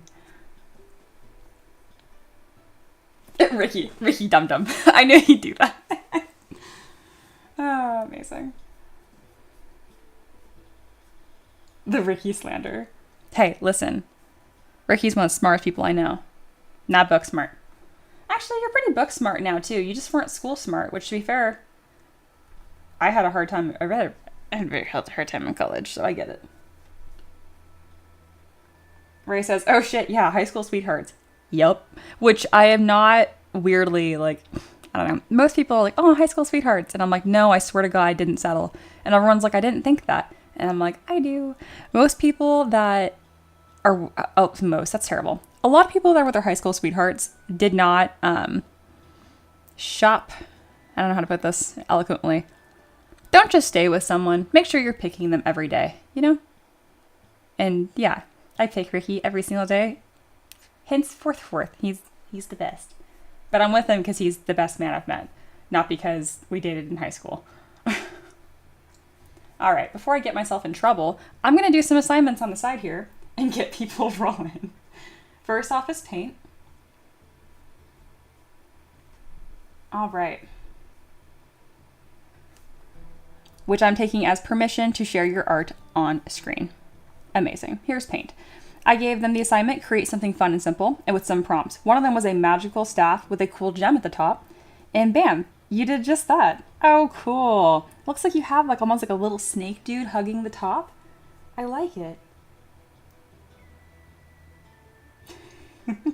Ricky says, I'm not as dumb as you think I am, but what you usually say is, I'm not as think as you dumb I am. Did you just goof up your own saying?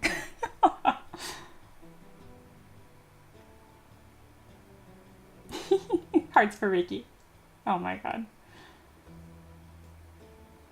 The way she phrased that, I thought she was hating on Ricky. No, he is my love. He is my person.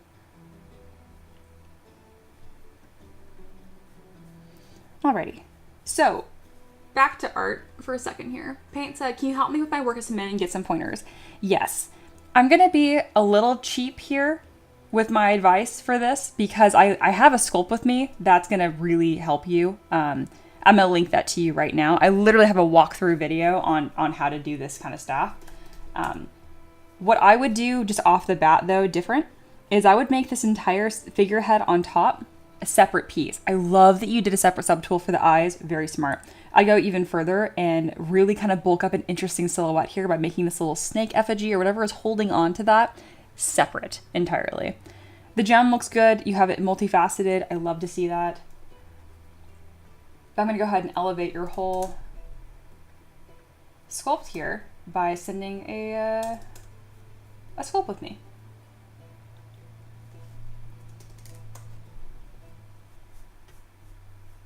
Uno momento.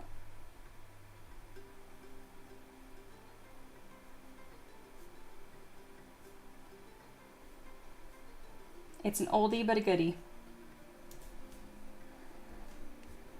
This is from, on the website, you can find it under Sculpt with me, but you can also just go here. And then by the end of it, you'll have some new techniques under your belt that will let you do this multi-braided wood staff. See? So to make this entire thing start to finish took me 30 minutes to explain the whole thing. You could probably do it in 10. But yes, watch this video, and that's going to really do better than I could right now because it's 30 minutes of content. If you have any additional questions, please let me know. Paint says, I was busting with Dynamesh like the previous assignment and wanted to see the limits and restrictions. Very good. And that was a fantastic thing to design to test that because you're literally stretching the mesh. Good work. Keep on going. I'm going to give you your next assignment right now. We're going to start talking about alphas because you're starting to get into texturing and kind of cool stuff like that. So alphas are something that will allow you to add texture really quickly in detail. All right, I went ahead and sent that to you. Let me show you a quick demo of what an alpha means. I'm going to isolate this little neck floof. Subdivide a bunch of times. We're going to click on my damn standard brush, hold down spacebar, and right here, that's an alpha. Everything under here. So what it does is it affects how your brush behaves. So it will make your brush take this shape or this shape. It will force your brush shape. So I can click on this, and I use this alpha a lot to texture all kinds of stuff. I can make like really rough looking fabric. So there you go. Which is way different than the default of this brush, for example, which is this. So that's just a really quick overview of what alphas do. I just sent you an assignment, Paint, where you can learn all about it. Next up, we have Max, who finished their Add and Move Subtools assignment.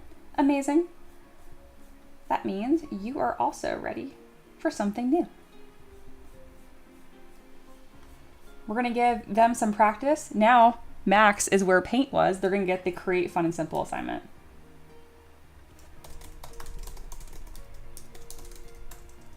Say, great, let's practice. Bam. Max has been taken care of. Next is Flea. Flea's working on something really cool I'm gonna go ahead and share this with you guys on screen.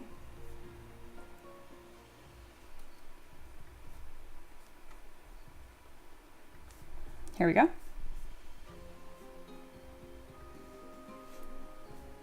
Alrighty.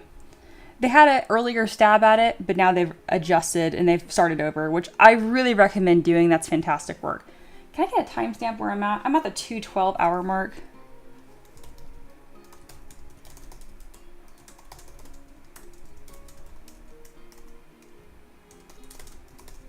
Alrighty. Never done that before. Hopefully that will benefit them. I'm starting to do all my reviews on stream for everyone to benefit from, and so it's more dense. So, hello, Flea in the future. They say start over from that same base mesh, try to get the proportions right first, and then start sculpting some of the tertiary bits like bones and neck shoulders. Okay. After getting some basic downs, I thought I remembered how to load in an image. Very good. To get a little more exact, felt like it was off. Okay, so they're working on this really creepy, cool creature. And this is an early block out they did. And I mentioned they had some really interesting, my feedback was on this, they have some really cool secondary forms they're building up there, and to continue that throughout the rest of the model. But instead, they want to start fresh, which I love that, and they did. And this is looking a lot stronger and a lot more cohesive. I'm especially happy with this rib texture you're getting here. That's fantastic. I would encourage you to mask that and go under the deformation tab and use contrast to bump that up a little more. You can also use morph targets to achieve the same thing. But this texturing you have here is beautiful. A word of caution is that if you texture the whole model like this, it's not going to look as impressive. So really kind of focus, even though if you look at the image, I understand the whole thing looks pretty textured. Just be careful to really make sure that this stands out. Even in this 2D image here, you can tell that this pops the most. And that's why I like that you're starting with your focal point. Beautiful.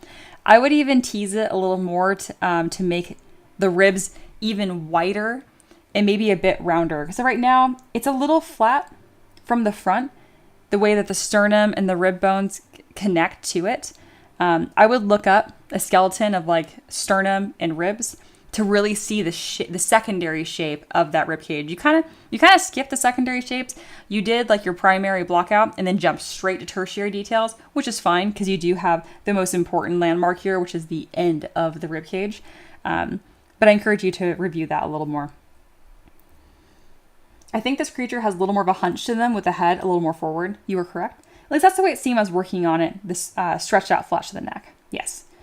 I'm not certain if your goal is to copy this character or make something inspired by it, but I would encourage you, what you already mentioned here, is kind of hunched over the neck. But I would actually recommend to elongate the neck up and then pull it forward to get that really kind of creepy look. Especially if you take the head as it is and just tilt it a little bit, you're going to get a lot more personality out of it. I'm really proud of you for just, again, it's not cheating. Use your references. Line that baby up. Figure out what's going on. You're doing great work. If you're feeling burned out at all, just try to throw like 15 minutes out at a time. Keep on going. It's very, very cool.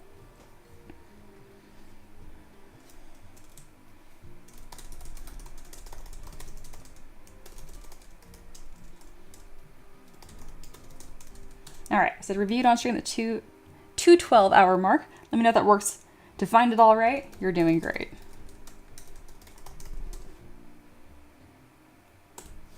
Perfect. We'll see if that works. Trying out new thing here.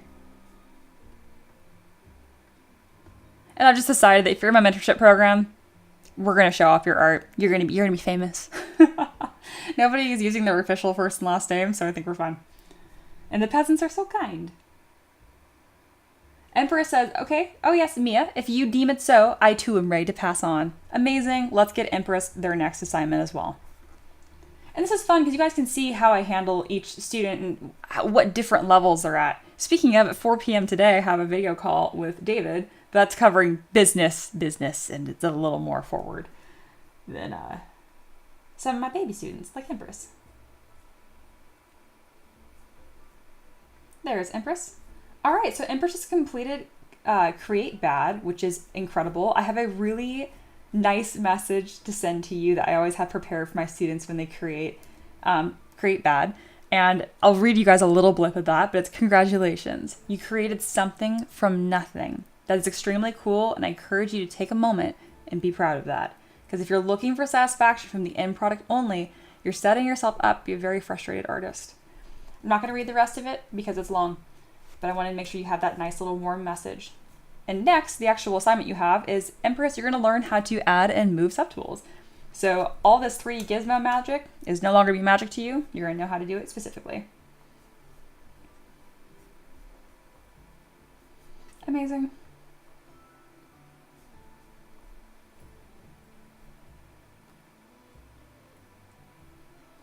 All right, and now we have a bunch of cool questions from Reaper. Reaper, are you ready for me to go through all of your business questions on stream from everybody to enjoy? I believe that's all of my students. Oh, Monkey, I encourage them to look up Geiger Beksinski for this reference. Is that HR Geiger kind of stuff? Yeah. Cool. That's very cool. I will share that with them later. Reaper says, yep, amazing. Let's hop on over to Reaper and DMs. Amazing. Reaper has some great questions here. We're going to go through them one at a time. I'm going to try to be as condensed as possible. The chat is very, very welcome to ask follow-up questions. And the Reaper says, I refrain from the questions for the peasant's benefit. Fantastic. All right. It's art business time. How did you get started on Reddit and how did you make a profit? I got started on Reddit by simply going to medium-sized subreddits, such as at the time Printed Minis. It had around 1,000 to 5,000 members, and just sharing work I was doing.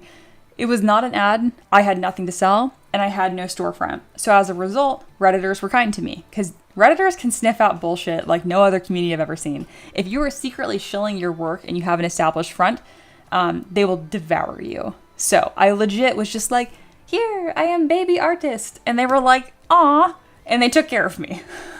Simple as that. If I secretly had a Ko-Fi or a Patreon and was trying to get commissions, they would know and they would have killed me. So that only worked because I was tiny and I'd literally post like, okay, I'm going to make a wolf today. What do you guys think? Kind of stuff. And then I don't recommend this approach necessarily. I'm just saying this is how I got my start in art. And eventually they were like, oh, can you make this figure? And it was a little more complicated. And I'm like, okay, sure. I try a little bit more and more people got interested in my work. And eventually I started doing commissions for $15. As far as how did I make a profit, that's kind of subjective because it's based on whatever you're hourly paying yourself. I have no overhead because I'm making a digital product. So that's a little bit of a trickier one. That's a bit of a trickier one for sure. I started off $15 a model and they would take me 3 days. Not cute. But again, it wasn't meant to be a business. It was truly just for fun. Also really quick here. Peyton says, Mia, I will say I got really giddy when I finished the stuff. It was not great. To be able to create something 3D and able to print it later makes me happy. That makes me so, so happy to hear for you. We are all sending lots of love your way. Continue your art journey. You're doing fantastic. Did you post minis regularly and just interact with the community and in general? Yes. And it got to the point where I would comment on people's like minis they painted and they'd be like, oh, it's Mia. How's your art going? And like I was making friends online. I was probably commenting a 10-to-1 ratio. I mean, I was commenting on other people's art more than I was posting by a lot. A lot. I was just a member in the community that would share every now and then. I was not an artist that would drop my stuff and leave. Does that make sense?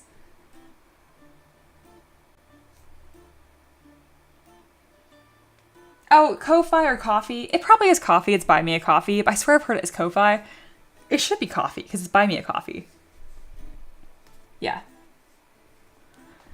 How did you try to stay relevant if that was any consideration, especially when you decided to turn it into a job? Did you do fan works of the latest thing or just relied on original minis or a little bit of both? I am proud to say, and perhaps in a bit of a pretentious way, I never had to do fan art like to get people to look at my stuff. And that's not a dig on the fact that you specifically are doing like Danny Phantom art style. That's awesome. But I didn't make my business by like sculpting Link from Legend of Zelda and then got famous off of that. If you do, that's fine. But I do feel very special in the fact that the niche I'm in rewards original characters so much because it's D&D and everybody wants to see that, right? I get pissy with this question because it's such a good question, and you asked it perfectly. How did you try to stay relevant if that was any consideration?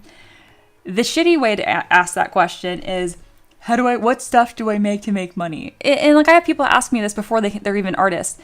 No speculation. Passion before product.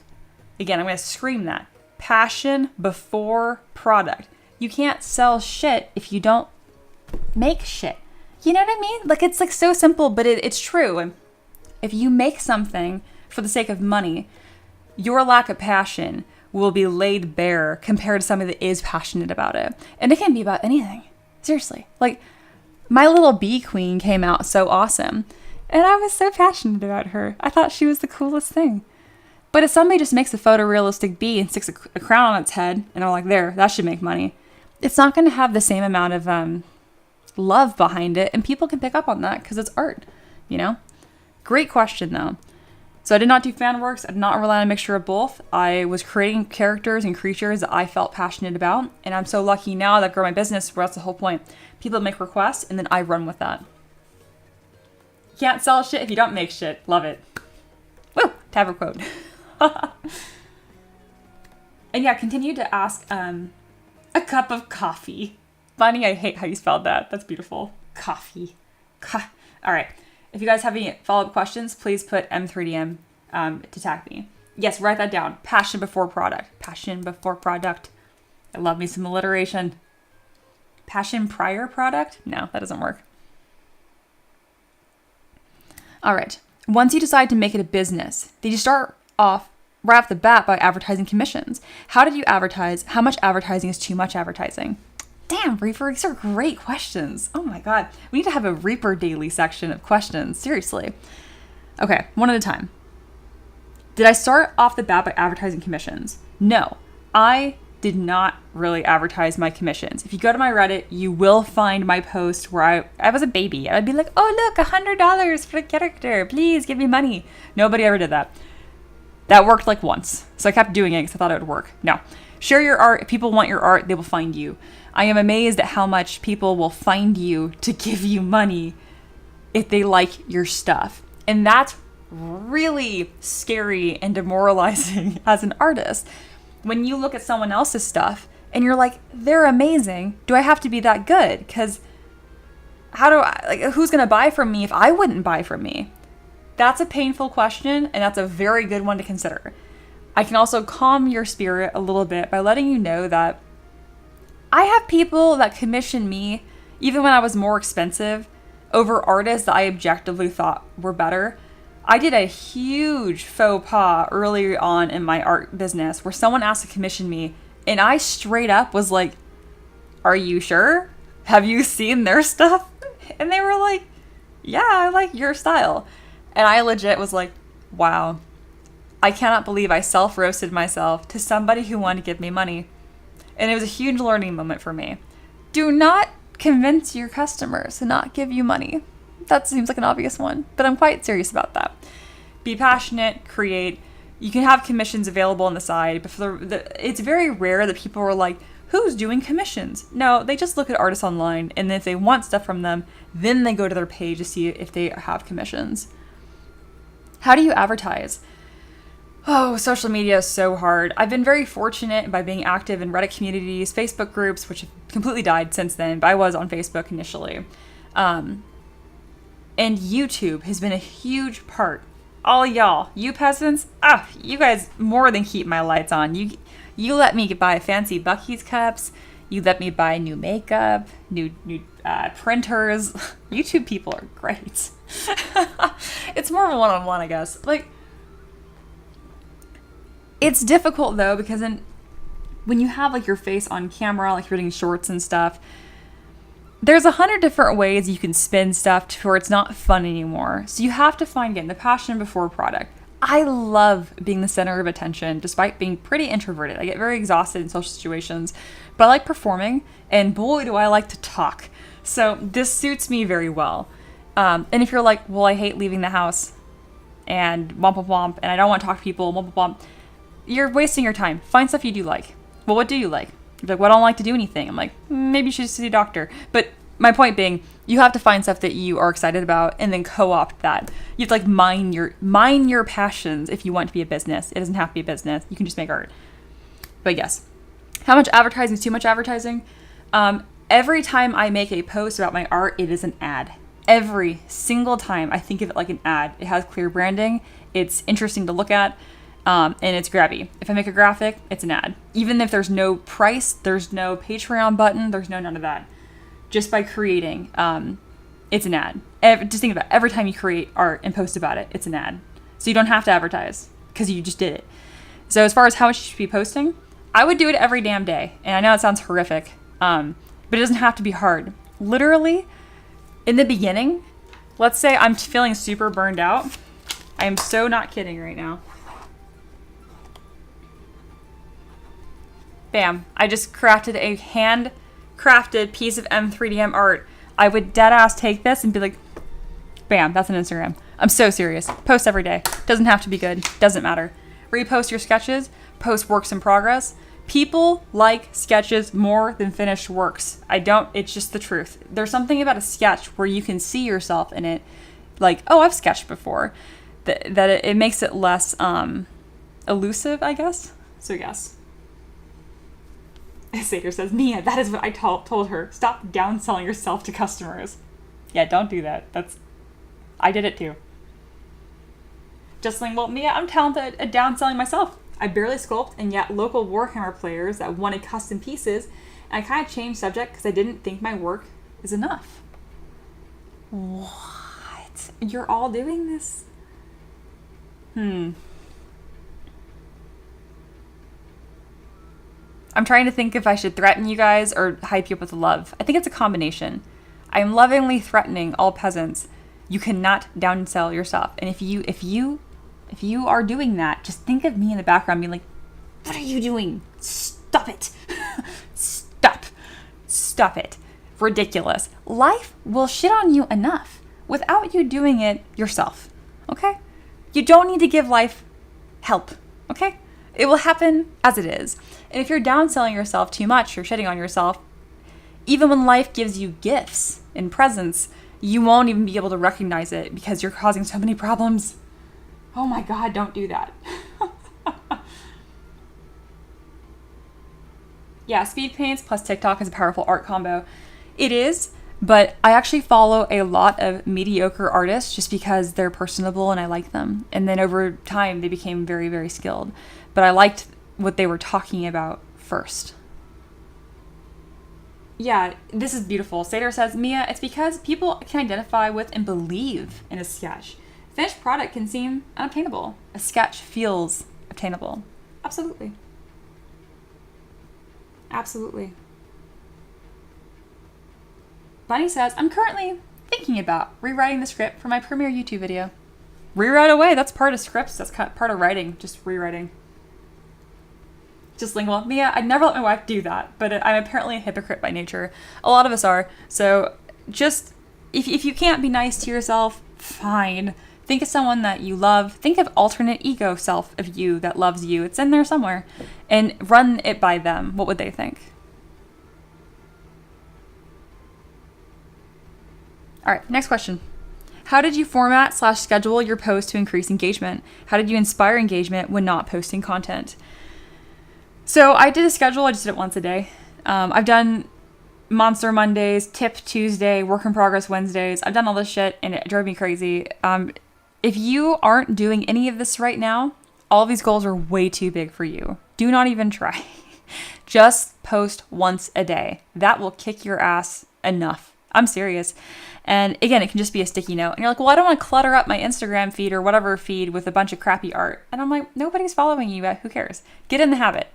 Get in the habit. Get comfortable posting stuff that isn't the freaking Mona Lisa. Seriously. And if you're an artist, that means you've been creating for a long time. You got piles of sketchbooks and things you can take pictures of to post. So once a day. How did you inspire engagement when not posting content? I don't. The algorithm kind of takes care of that. If it likes what I did, it'll take care of it. If not, it doesn't.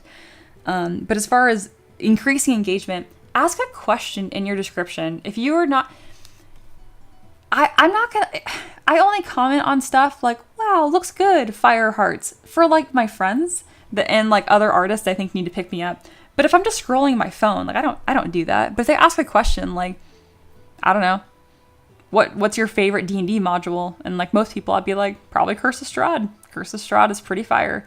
And I would just say that. I'm a lurker. I'm especially unlikely to type out a whole comment. So I would do polls where people are like, oh, put like a cupcake emoji for Curse of Strahd and a bat for Frost Maiden. That's so backwards. And then I just comment an emoji. Make it really low effort, because even asking for their attention, you're asking for someone's attention, and that is asking a lot. So have your expectations low, but be fun and just put out little things that will engage them in things that you also like. Very good.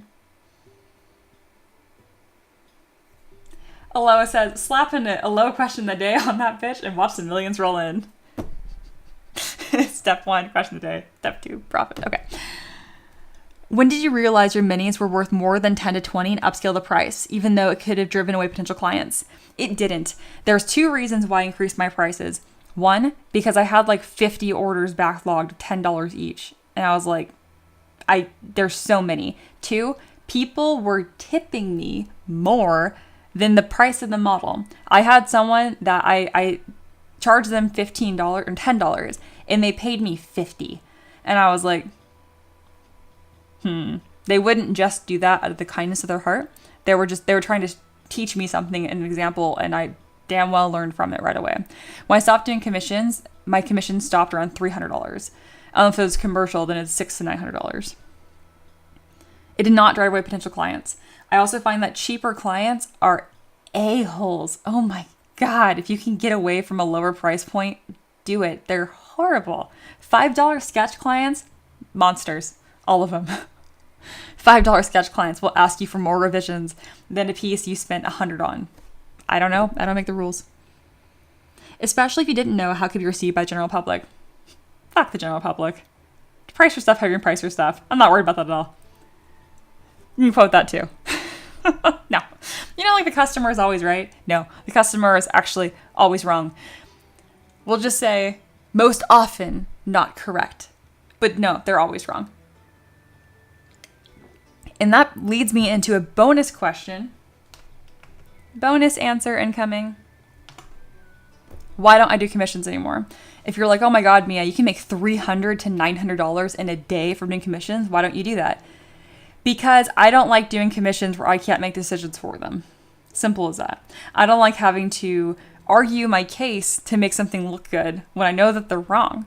And it's like, what do you mean wrong? It's art. I mean wrong. I mean, I'm making a sexy druid and they're like, I love this pinup. Can you give her a top hat that covers her whole face? I'd be like, no, that's crazy. And they'd be like, well, I'm paying you. I'm like, you're right. And I hate that. So that's why I don't do commissions, because I need to be able to overwrite that artistic freedom. I've had many people commission me where they're just like, hey, here's a direction, go nuts. I still can't stand sending off that email with my update and waiting for their permission to approve my work. I know this is going to sound very pretentious from me, but I'm like, the gall. I have worked on this, my skill for years, coming up on like a decade, right? Really my whole life. You're always refining your artistic eye. I'll be damned if I'm waiting on an email to tell me you're good. I don't make a very good employee, as you guys can tell. And this is why I have to work for myself, because again, I make a terrible employee. So I just hate the whole process of commissions. I don't like when they make bad decisions, and then I hate waiting for my stamp of approval, my pat on the head for art that I made. No thank you. No thank you. Buddy says, the customer is always right in matters of taste. I like that. Monkey says, yes, the easiest commissions I've ever done were high dollar ones. The most difficult are cheap 100% of the time. Heck yeah. The confetti for the unasked bonus question or answer is iconic. As I did it, I'm like, this is so tacky and I love it. Empress says, Mia, well, so-and-so does this thing too. Why are you so expensive? I don't know. Just go to them, right? I never had people do that. I don't like. I'm a small creator in all terms of grand scale, right? But I make good money for myself. So to me, I'm a gigantic creator because I can pay my bills, and I don't get people like that. I don't know if I scare them. I don't think I scare them away. I don't know why I don't get comments like that. I assume they're coming. The way that you guys don't see hate comments or crappy comments because one, I have mods now, but they can tell you they really don't see them either. The worst we've ever gotten is on TikTok where Ricky will make something and they'll be like, why don't you just 3D print it? I'm like, I don't know, because it's a motherfucking table. Just buy a table. You don't have to 3D print everything. But even then, these people are so sweet. Ricky handles bad comments so well. Ricky never assumes the worst. Ever. Because there's no tone conveyed over words. I think there is based on connotation. Most people don't focus on that. But anyway. Just don't assume the worst. Assume nothing. When you see a comment online, stuff like that. Like, when someone, like, I love that. Well, so-and-so does this too. Why are you so expensive? That's a shitty comment, right? Well, why are they sending it to you? They're trying to bully you to lower your prices. That's why they're not going to them. Because they like your stuff better. It's a weird compliment. It's awful, but I don't know. People are complicated. Or maybe they're also small artists and they're resentful that you have the guts to price your stuff the way you want to. I mean, projection can come out in a lot of different ways. Reaper says, watch my Danny Phantom caricature become $100 for a bust. I think it will. I do. You say it's a joke, but I believe in you. I believe. Sayers is 100 for full body, 25 for a bust. I think it'd be reasonable at the moment. I would say like 50, or at the moment. Yeah, I think 25. So another interesting thing that happens, I'm going to tell you a fun little story from the Book of Influence, which is a gigantic book that I've read this much of. Essentially, it's a story of, you guys have heard some sort before. It's a shop. They sell jewelry and suits. And in the front, they have a bunch of turquoise jewelry that's not selling. And so at some point, he's like, oh, man, this isn't working at all. He writes a note for a salesman to mark it down by half. It's like 1/2x or something. But the salesman reads it as 2x, double. So they double all the price of the turquoise jewelry, sells out by the end of the week. You're like, what the fuck? I had this experience as well. When you market stuff and price it low, it therefore feels low. I walk this line very, very dangerously because you can get my entire Patreon library for $15 a month. That's 1,000 models. That doesn't scale. However, I'm not selling individual models because I have Thor in my catalog right now, but I also have this sexy druid. You probably don't need both. So I'm going to throw the whole kitchen sink at you, and you'll know that by having access to the vault, that you're going to get something that you want. Now, if I was selling one-off individual pieces, that's why I don't offer a Google folder with 1,000 models for $7. Get what I'm saying? So I just like to clear that up when it seems like I'm doing do as I say, not as I do. Yeah. Perceived value. Exactly. Parisians will not eat in an empty cafe. Yep. Exactly. It's the same reason you go to a grocery store and the apples look like they're plentiful and infinite. But if you pick up like the pile of apples, there's just a crate underneath it. Like it's just an illusion of how full it is. All right. That was lots of good talking. We went through happy hour like 1.5 times. We're currently at almost a 3-hour mark, and Mia hasn't got any sculpting done other than this wolf. I need to do that. Yes, Parisians will see their demand, therefore good. Yep. Same way if you mark your Danny Phantom stuff for $10, we're like, nah. You know, it's not exciting. But if I saw it for 50, I'd be like, yeah, it's worth 50 to get someone to put me in a new world. This is going to sound super crazy. If I paid, so I tipped you pretty generously. I think I doubled what you asked for. I think you're charging 15 or 10. And I sent you like closer to 50 or 40. Part of that is because it doesn't feel good to pay little for art. And if you had charged $50 right off the gate, I probably would have felt better about the piece. I would have felt more impressed by it. Isn't that weird? It's just a mental thing.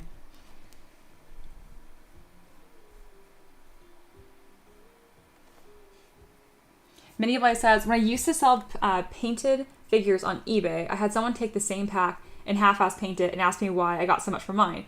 He asked me why I got so much. I said, compare our pictures. That's fair. I wouldn't get another time of day. Yes, Ricky, I'll get to work. You're correct. It's Tavern Keeper's Craft. All right. If you guys want to sidetrack me again, it's going to cost money. Unless this bar gets filled up to 30 again and we do a tavern pet, we're working. Let's get to work. Great questions.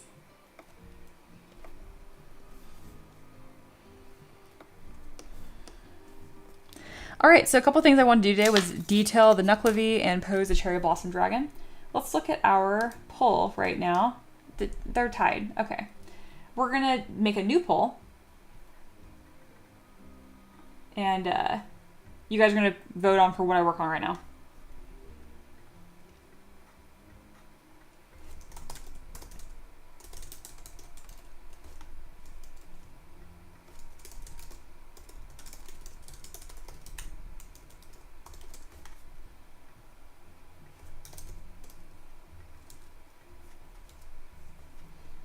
That new pull is up. Go crazy. In the meantime, I want to send that artist to flee.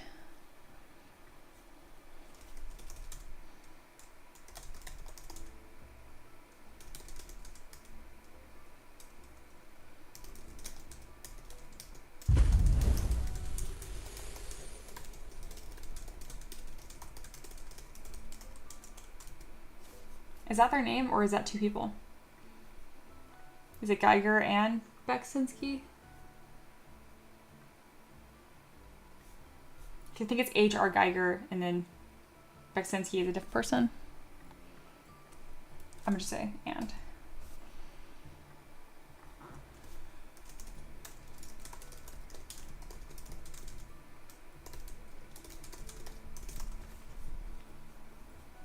Perfect. Except I cannot spell recommend, just one of those words.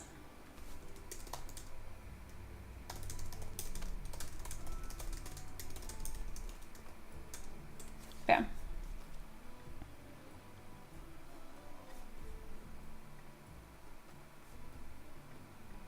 Just single. $2. Distraction again.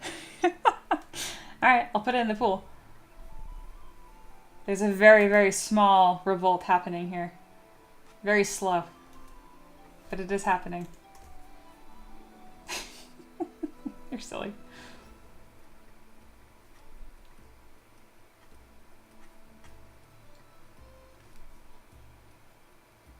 Dragon. All right, yeah. Cherry Blossom Dragon is in the lead.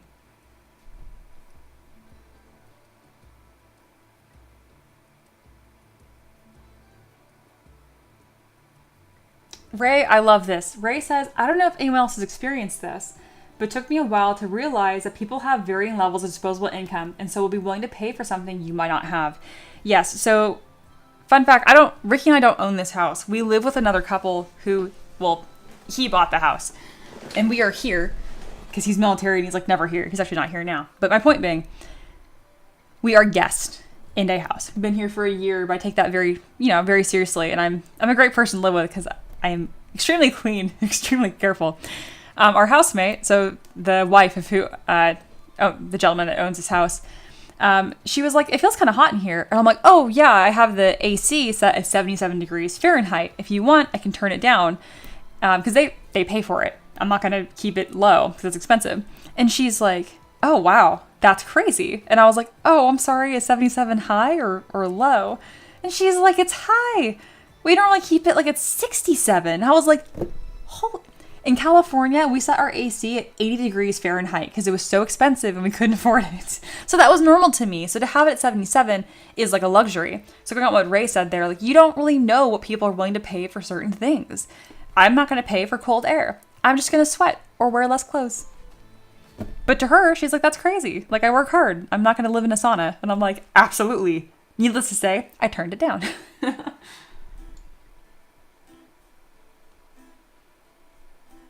Ooh, Alejandro, the alligator. That would be a very fun one and a very difficult one.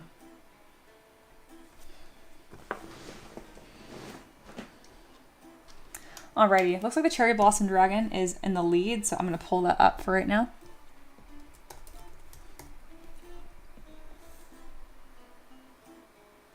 Bunny says 80 degrees Fahrenheit is 27 Celsius. That would kill me.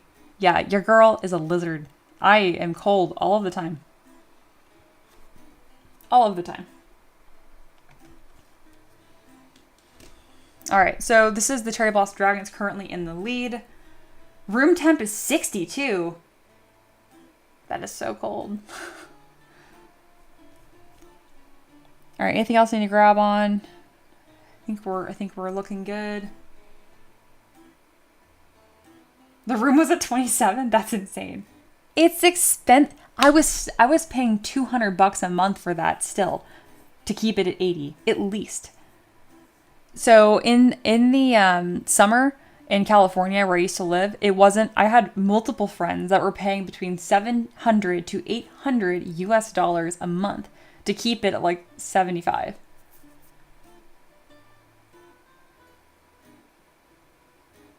Just Single says, Mia, along those lines, different levels of income, people place value in different ways. My in-laws will always spend more on expensive food while we feel good about supporting art. Absolutely.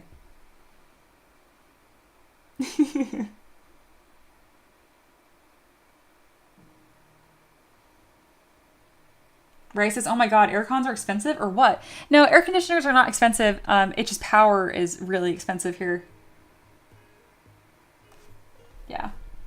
Not in Tennessee, but in California, they're horrific.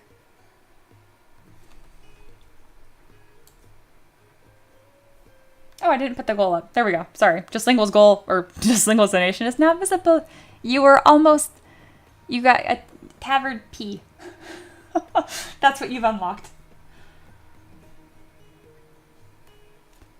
And on a real note, thank you very much for the donation. You're our third donator today. All right, assuming we're not going to get anything problematic, I'm not even goading you guys into donating. I'm actually like trying to get stuff done. Cali is so expensive. Don't even get me started. Actually, too late. I'm started. So our diesel truck, we have this beautiful 2023 Chevy Silverado. Love it. Anyway, tags, registration tags. You have to pay registration once a year in the United States to be able to drive your vehicles legally. So this happens every single year, and they're called tags. It's a sticker on your license plate. In California, to register our truck for the year would be just over $1,000 US. We just registered our truck in Tennessee today. It was like $42. That's crazy.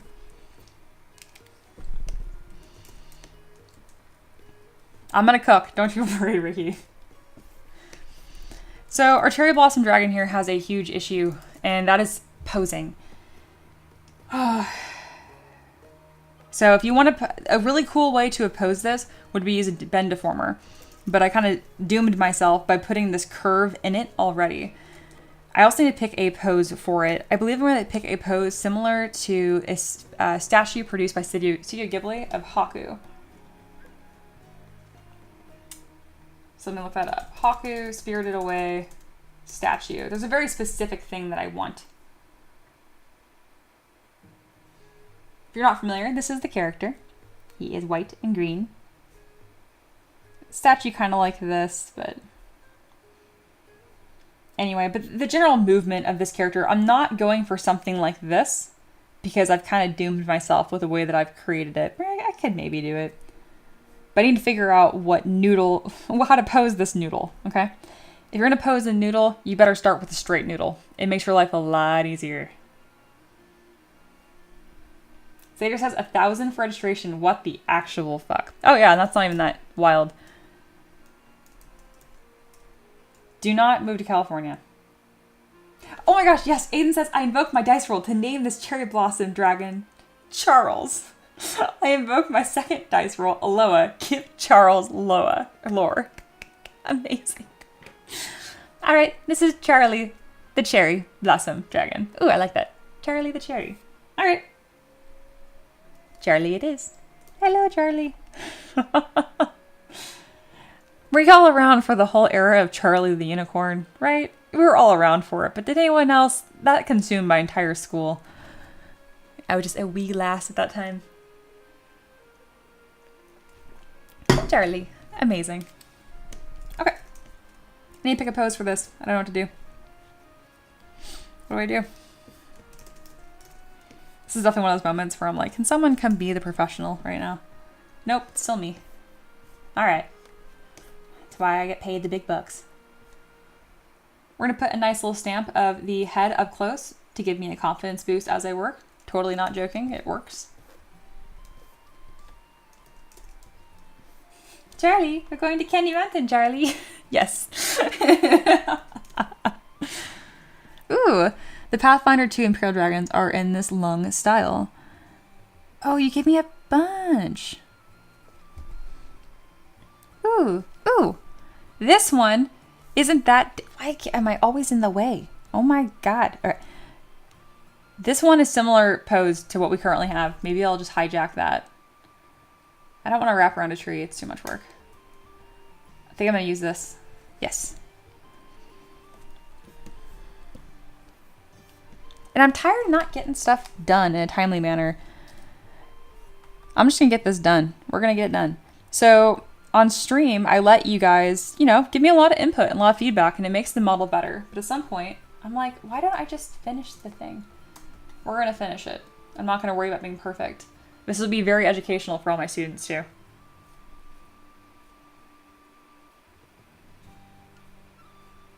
All right, I'm ignoring the chat until you guys yell at me with lots of M3DMs or post in the Discord. I really should word it differently than I'm ignoring the peasants, but it is what's happening, so I don't feel the need to sugarcoat it. It might as well be a cherry blossom tree stump. All right, we got this base visible. We are not doing the wings. It just confuses the silhouette, even though it's fun. We'll hide that for right now. And then for the feeties, I did not create the best feet. Ooh, more poses, more fun stuff. So part of posing is going to be preparing it for posing. It's a never-ending cycle. So let's get these feet looking a little bit better. I need some pictures of dragon feet. We're going to Dynamesh this because I've learned to not be so picky after doing a lot of work. Oh, Alexander's here, causing problems. Oh, yep, amazing. Alrighty. Well, I'm glad I waited to send Aloha that list. This does unlock another tabard pet. Just kidding. We're not getting anything done today.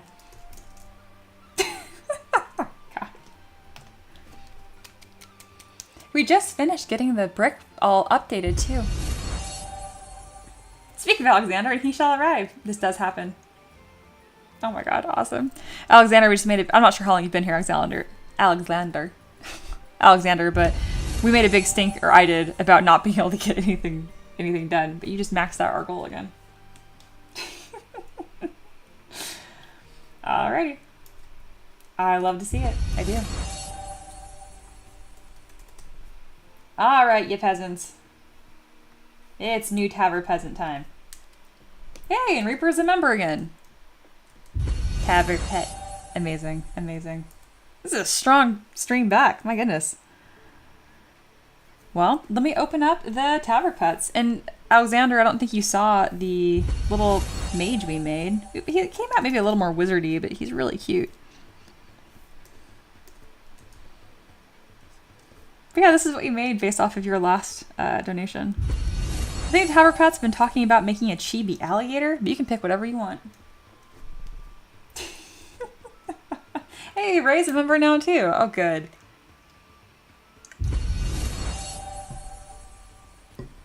Just Lingual says, my membership literally lapsed today. I have been restored. Thank you, Alex.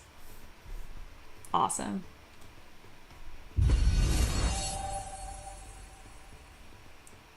Heck yeah.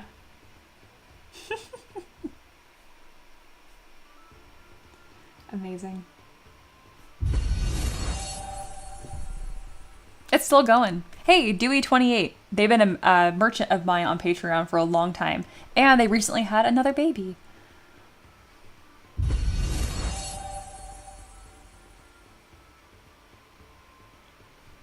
Look at all this green and blue in the chat. Oh, I love it. And I'm glad it actually affected 3 people that are just in the chat right now. It's Chibi Ricky. No.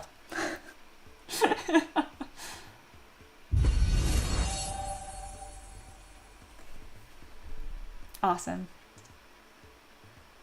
I love seeing donations like that that affect the entire community, and then again, we get to make a fun little guy again.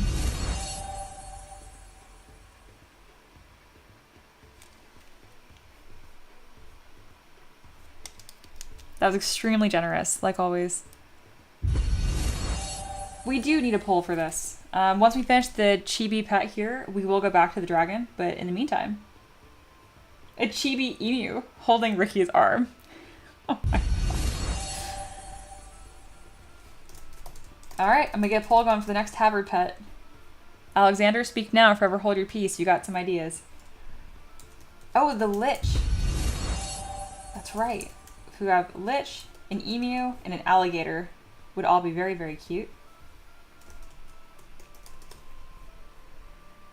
Chibi Ricky, I don't know if I have the chops to do that, y'all.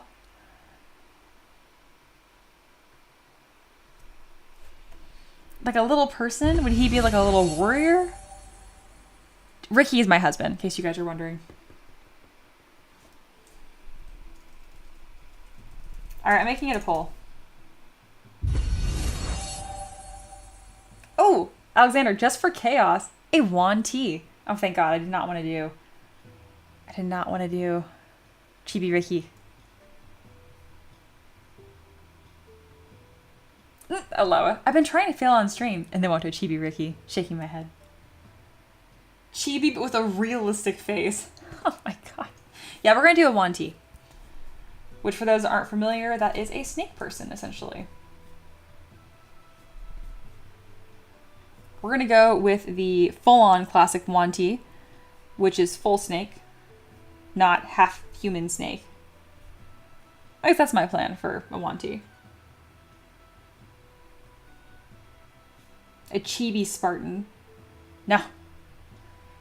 Alexander. Well, technically Just Lingual would also have say, because they contributed to the goal. I'm gonna leave that open for just a moment longer. Show that our little thing is maxed out again for the second time today. Boo, this woman, boo. Right, Reaper? Oh my god. Look at my peasants boo me. I'll take away the whole chat. Can I do that? Can I disable the chat? We're doing a Wan T. Ooh, I'm gonna use this as my references because the guy behind this is really nice and really cool. So I was like, when I see their art, I screenshot it.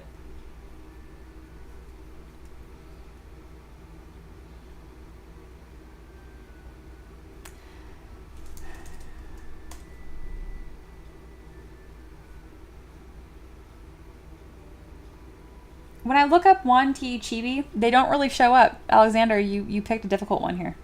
It's going to be kind of similar to the Cherry Blossom Dragon.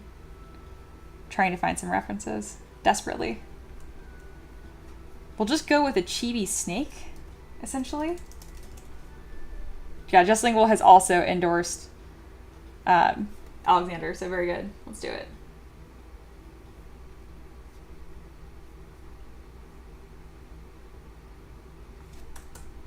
I'm gonna delete this because it never just searches my homepage. It's annoying. There we go.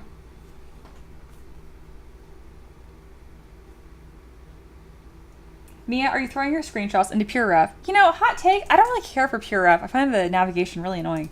So, no, I just have a monitor I put into notes on Mac. Wouldn't a Wan T just be like a snake? Like a literal just chibi snake? How do I make it? No, it's gotta have weapons. It's gotta be a snake with weapons. Although I'm afraid to reveal that. Oh, here you go. Cute.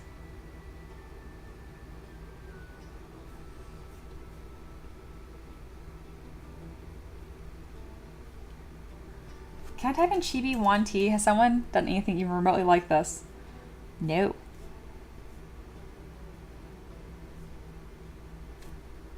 Should I just do like a snake that's like dual wielding like blades? How can you not like Pure F? Damn, heartbroken. I wouldn't say I dislike it. I mean, the people that make it are awesome too, and it's awesome. It's just not. I just don't use it. Yeah, arms. I agree.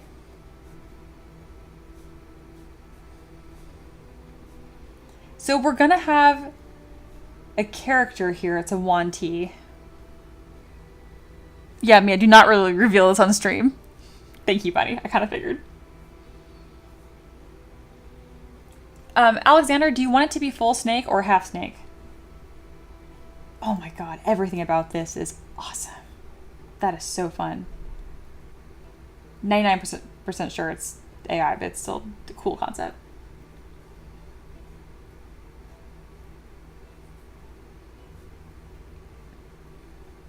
Okay, this would be a good way to kind of give this Wanti some character. Because we have to give it clothes and arms for this to work, but it's within a chibi scale. This is difficult. Good one. I like being stumped. We'll see. Once I get rolling, we'll see if I'm still stumped.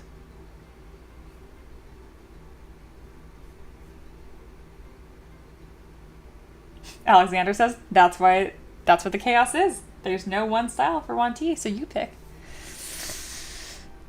Ugh. All right, I can do it. All right, confetti's in the way. We're getting serious. I have been challenged. I shall succeed. Okay. Well, it's most similar to the Cherry Blossom Dragon. So we'll start with that as our base. Do I have the same little dude twice? That's fine. All right, so I'll copy tool, paste tool. We're not going to need the coin or any of the flowers. We do have these little arm dudes. Oh, that'd be so cute. A little Medusa almost. So we're going to, the same way that we transformed the pug into the wolf, we'll do this. Oh, speaking of, I need to make sure that that saved.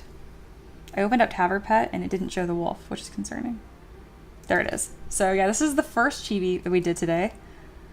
And we transformed that from the pug. So today we're going to transform the Cherry Blossom Dragon into the Wanti.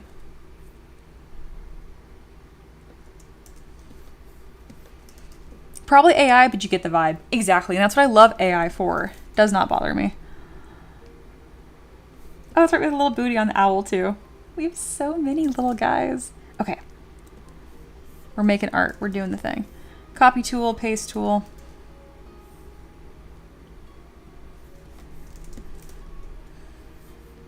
We don't need this. So I'm just kind of simplifying this to its smallest components. The arms are going to be perfect. I forgot we already put arms on the snake body effectively by doing this. We're going to do it somewhat symmetrical in the beginning here.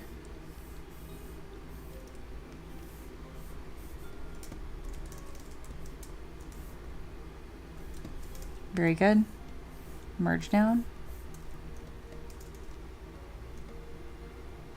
And then a little sword would be great. I think dual wielding swords would be awesome. Hey, David's here. Hello, hello. Sater says, Mia, I think you're overthinking it. No, I think I am right thinking it. Not over, not under, just right on it. It's not going to have little ears or horns. And then I want it to be green. So let's throw in a simple green. A little bit of contrast here.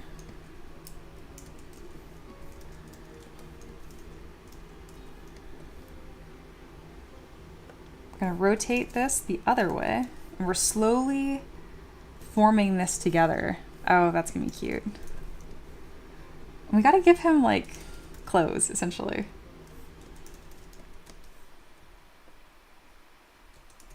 Mia, where is the wolf on the side? Right here. Ooh, yeah, more cobra necked. And that'll make it more distinct from the Cherry Blossom Dragon.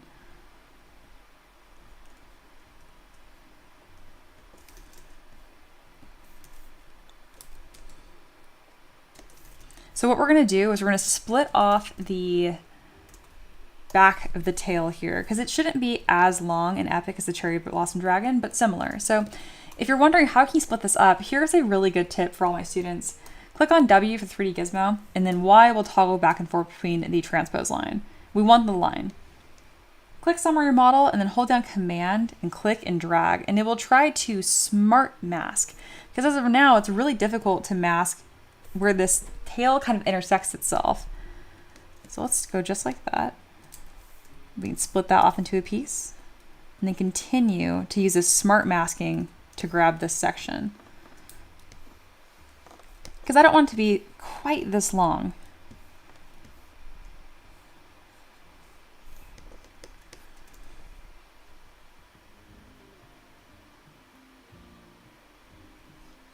Just Single says, me, I've always imagined wanting with pole arms. It's involuntary. I cannot unthink it. I think it would fit really well. Maybe we'll do that. There we go. We have another section here. So now that I have these two sections of the body, I can go ahead and merge them down, and I have a little bit more control. Do a little polish by features and close holes. Finally, I'll take my Move Topological brush, click and drag, and get a fun shape. Man, I did not know I'd be doing 2 tabard pets today. This rocks. Oh, non-sleeper would have loved to see this. And just in time for Taylor's birthday, too. Amazing.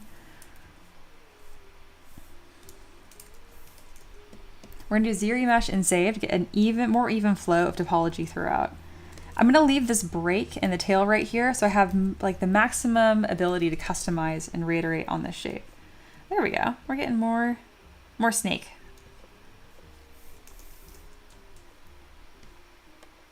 Sater says, I also love spears. I was picturing it with a spear, but people do love their dual swords. This is true, especially for 1T.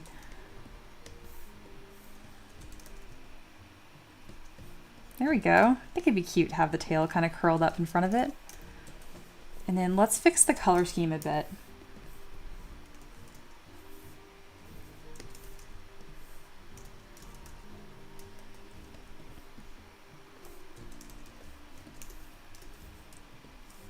The head does not currently sit on the body in a way that makes sense. So let's fix that. We're going to merge the subtools down, click on Y for 3D or W for 3D Gizmo, and just scoot it on over.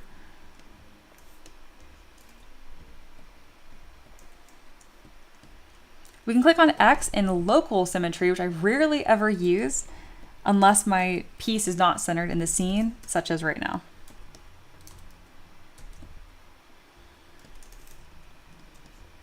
All right, this was originally for that Cherry Blossom Dragon, so we'll need to adjust the head a decent amount.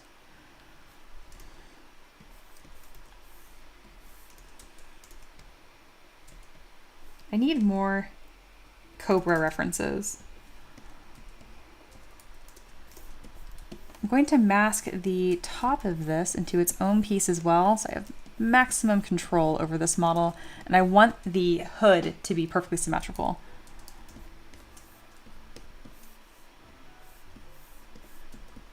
There we go.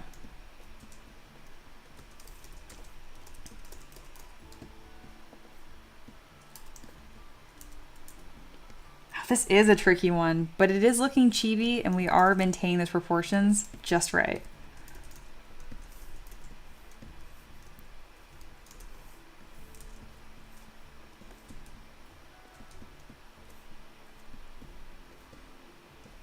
There we go. And then since we already have like the sword over here, let's go with as many new weapons as possible. So we can transform this sword over here into a polearm.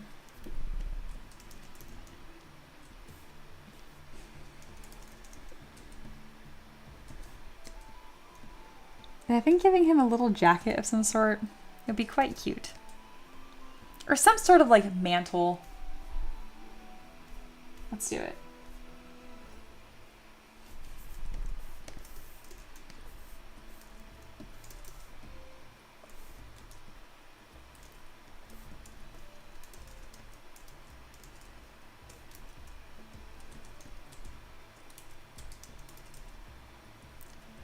creating more of a neck shape right here. Empress says, how realistic do we need? When working on chibis, it's great to have both. So, good one.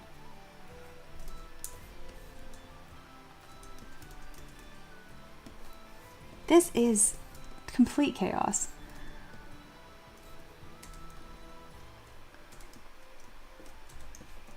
It's looking like a thing though. Just Lingual says, they're already a stud muffin. Thank you. Ah, yes, we need to have a very, very clear centerpiece versus this fanned out hood. So the best way to do that would be to use a separate subtool, which I kind of already have here. So let's see if I can kind of just feather that on up. Nope, that's not going to work, which is fine. I got lots of tricks.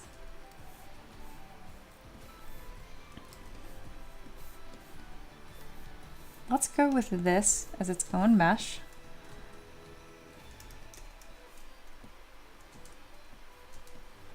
Keep it as symmetrical as possible in the beginning. So this is actually very fitting for what we talked about the Cherry Blossom Dragon, where see how I'm detailing it after this main body has been posed? This is the correct way to do it.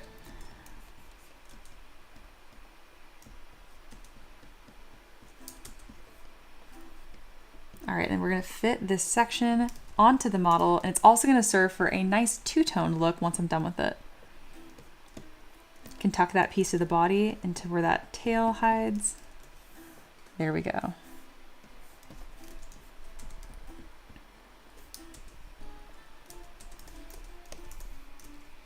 All right, so it looks like the edges of this tend to be a bit darker. Okay, I can do that. Thank you guys for all the references. I really appreciate it. I am literally using them right now. Let's just make this all one color for right now to make my life easy. There we go. A bit more readable.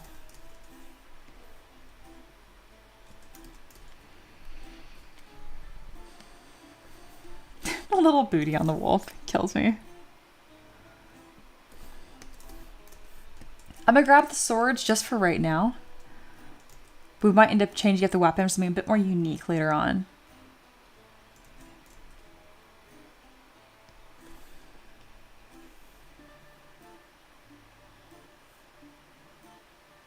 There it is.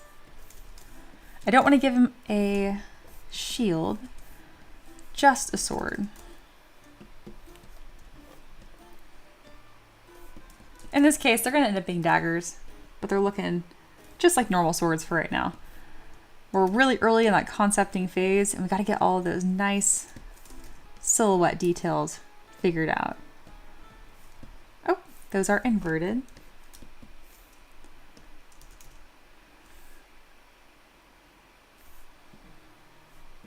There we go.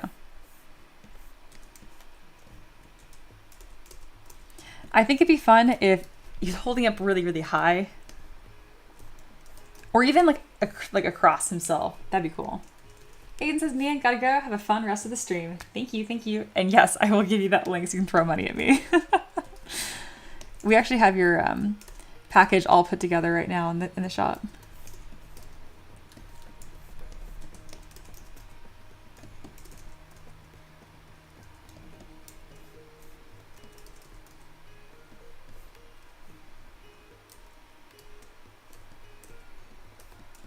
Something like this, I think, could be really solid. Let's go ahead and tuck those elbows a bit lower. There we go. And then we don't want the arms so wonky.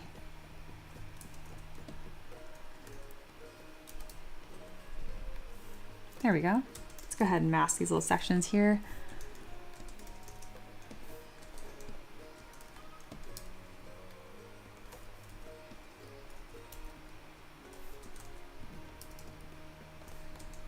Something kind of like this. This might be harder. Currently, the hardest Haver pet we've ever done is the Cherry Blossom Bonsai, but this is up there.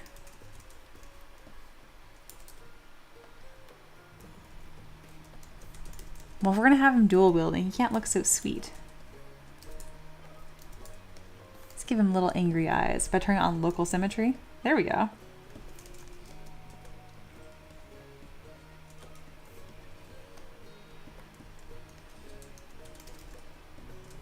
Perfect. This is really starting to come together.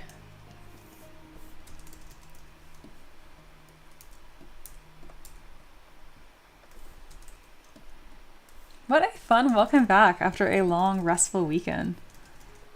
No rest for the wicked.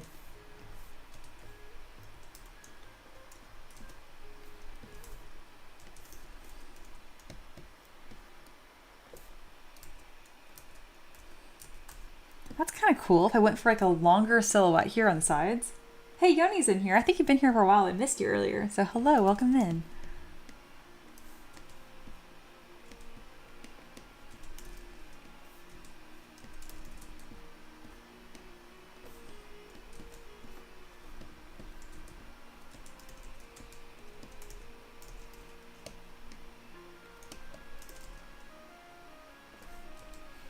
As far as how he's holding onto these, let's not worry about it till later.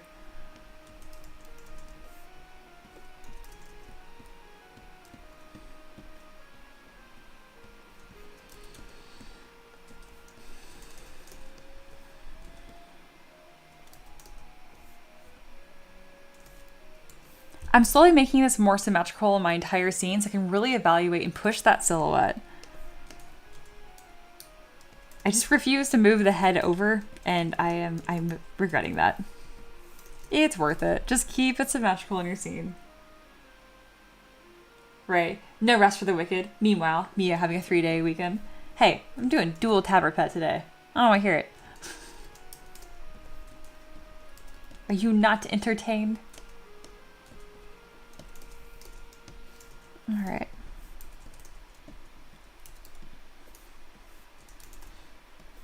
I did cook an entire batch of pasta on stream. Well, not in front of you guys, but on break.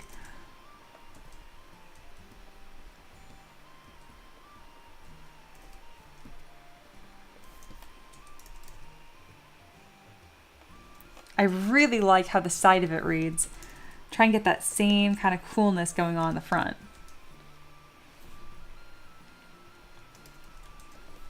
I think having some larger bumps, almost like eyebrows, would look really good. There are some like this.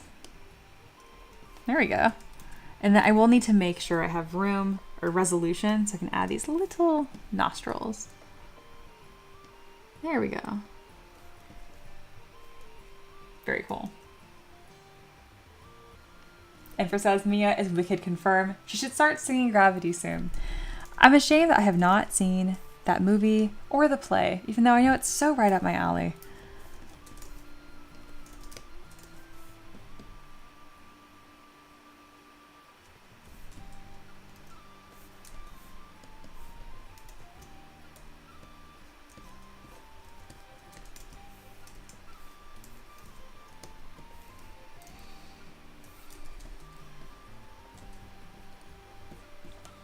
Still playing with these shapes, how all this is going to fit together.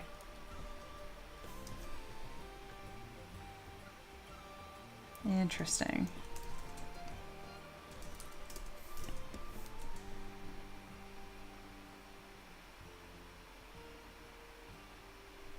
David says, Mia, hey, random question, but I think I was lurking during your owl stream, and you mentioned, I believe, like an XYZ rule. Can you explain that?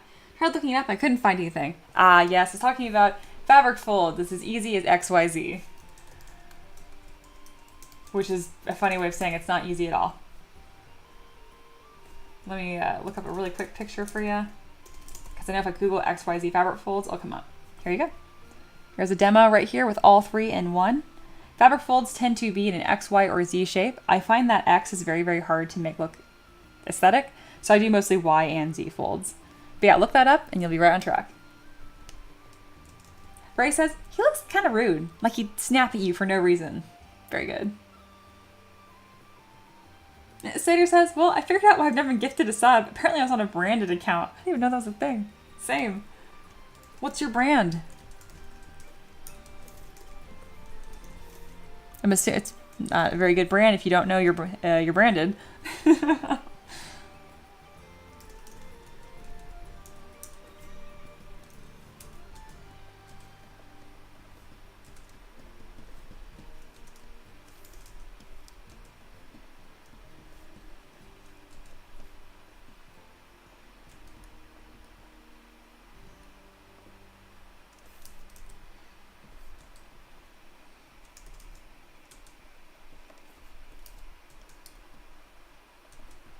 There we are.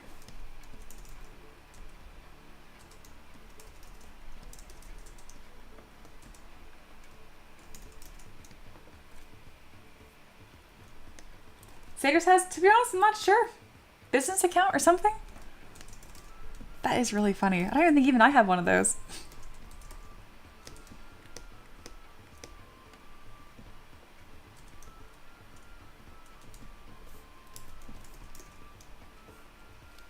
And then do cobras have rattlers? David says, I just use alphas and cloth brushes. Lol, that makes a lot of sense. Thank you. You're very welcome. Also, I have not forgotten about our meeting at 4. So, 2 hours-ish. Ray, that is cursed discussion. You can't say that. Duck and rat, no. Tavern pets are not for eating.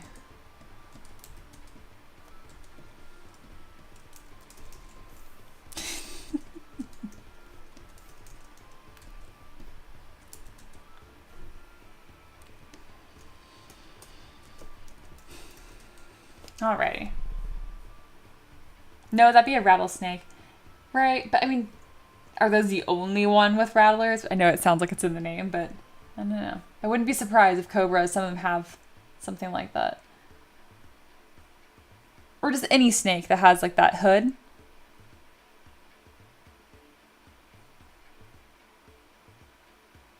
Ray says, "Man, blame Aloha, it's on him." That sounds right.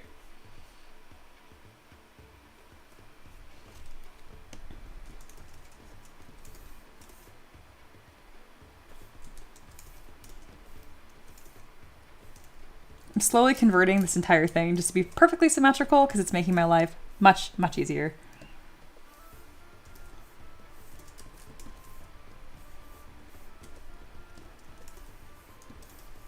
You live and you learn. Or you don't learn, and then living is painful. I learn a little bit.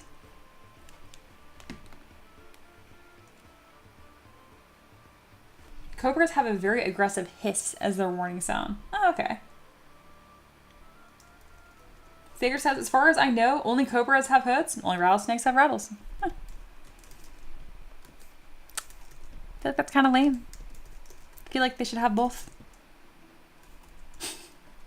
Something out there should have both.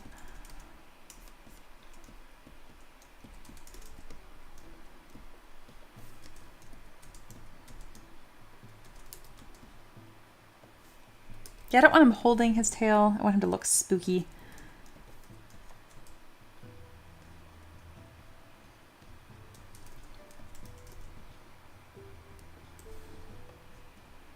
And then I'll add that continuing like light section throughout the body once I figure out what shape I want.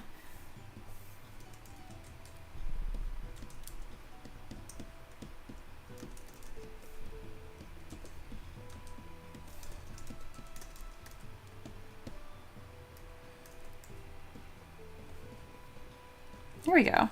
I'm onto something here. And then the tail is a little too tapered as of right now. I also think it has a bit too many like curves. We want it to be much more simple for a chibi shape. Again, whenever you get stuck with chibis, just look at it and like, what can I remove to make this even simpler? I'm just gonna mask the entire tip off and then ZBrush by half.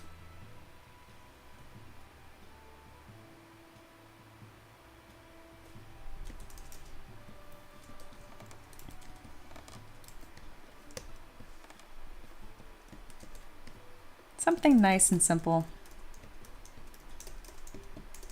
And while I'm at it, I can lower these arms a little bit. Now, how would I do that? One arm over the other.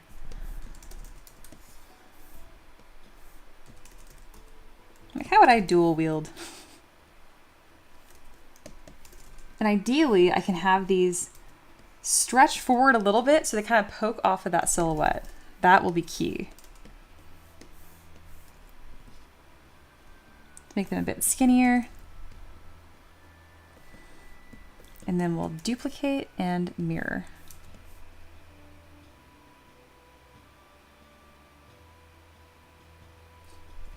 Just Lingual quoting me. Don't even talk about spiders. They're scary. Also, Mia, cobras don't have rattlers. They should have both. Upgrades a snake. Not afraid of snakes. I've gotten a lot better with spiders, too. You kind of have to if you live in Tennessee.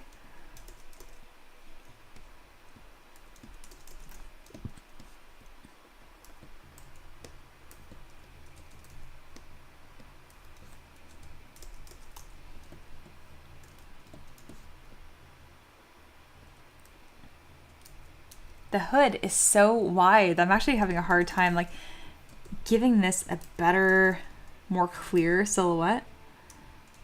I should have looked up Ekans from Pokemon. Reverse grip is also an option if you want a variety. This is true. That'd be kind of cool. So instead of like this. Okay.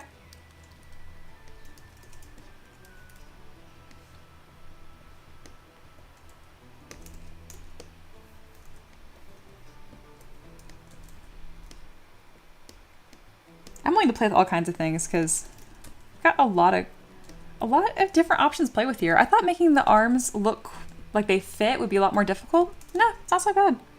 Especially doing this hood, that was a really good idea because it kind of like gives the imaginary suggestion of like shoulders.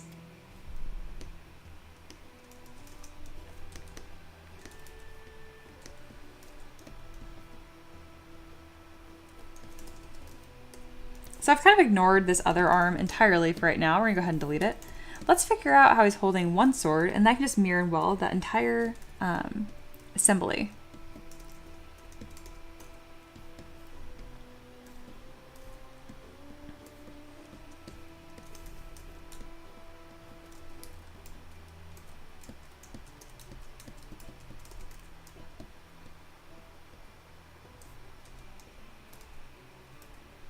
Yeah, I'm curious how this will look if I mirror and weld this.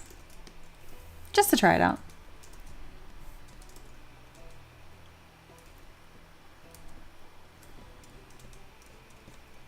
Because I have the hands pointed up, the fingernails a little sensitive, it needs to look more comfortable. So we'll delete that, and then we can kind of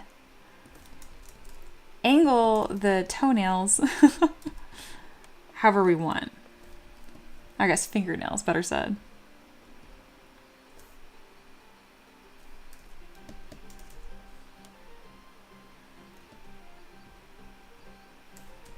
We might end up doing something different too. Sater says, Mia, notice that the widest part of the hood is at the top back of the skull. I think that's what you're seeing in the ref that you're trying to get on the sculpt. So the hood starts at like where his ears would be.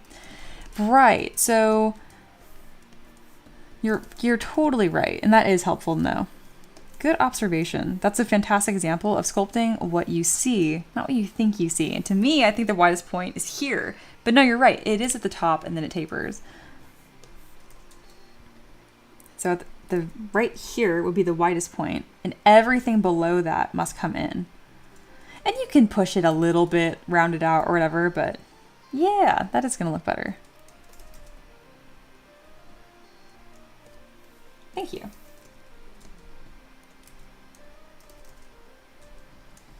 Yeah, I took a small break kind of just to focus on the arms and whatnot. There we go, that's looking better too.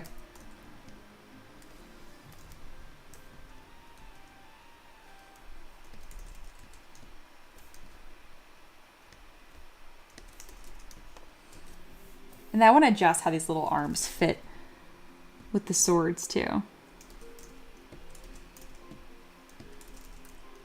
A wonderful quote from Reaper is that intention is the light side to the mumbling dark side. So I'm really being intentional with the lines and how clear these little arms bend. So I'm bringing these elbows out further to be a nice, crisp line here that your eye can easily follow. Looking better.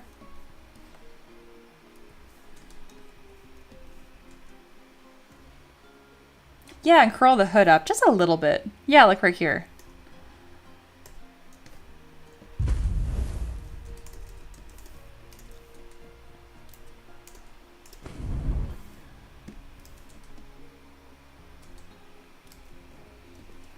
So you said curl it up, not raise it up. So it's going to be raise and curl. Yeah. That is getting better.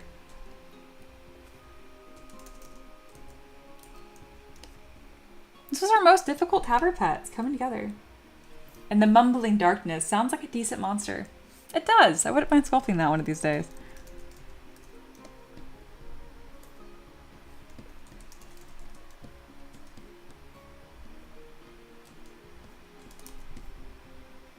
All right, I'm trying to separate the shape as much as possible because when I click on,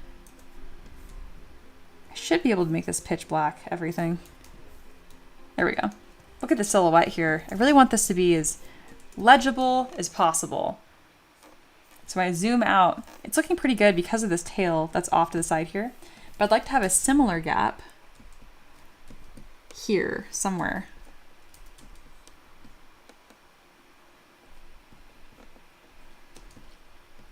I learned most of this from Reaper, just like chibis live and die by their silhouette.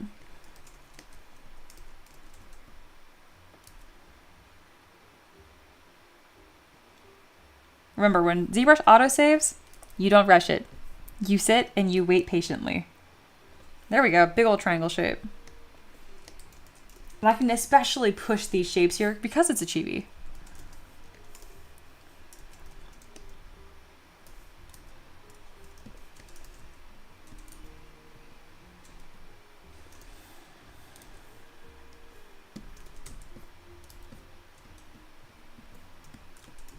Looking pretty cool. And then now my favorite things about 3D is I can take this shape here and just start rotating it to see what other shapes I get. Like maybe it looks better on the other side. Or maybe if I just mirror the whole thing, I'll get a better shape.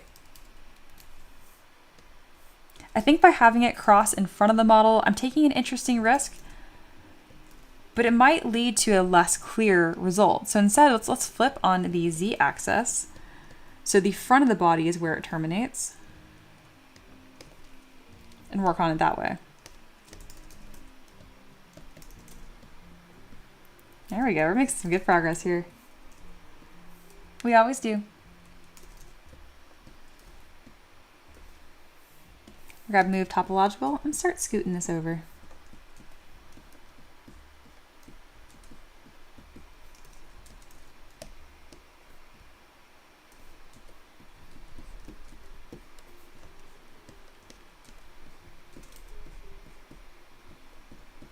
Really trying to preserve these little gaps right here. Zero mesh by half, make it nice and simple.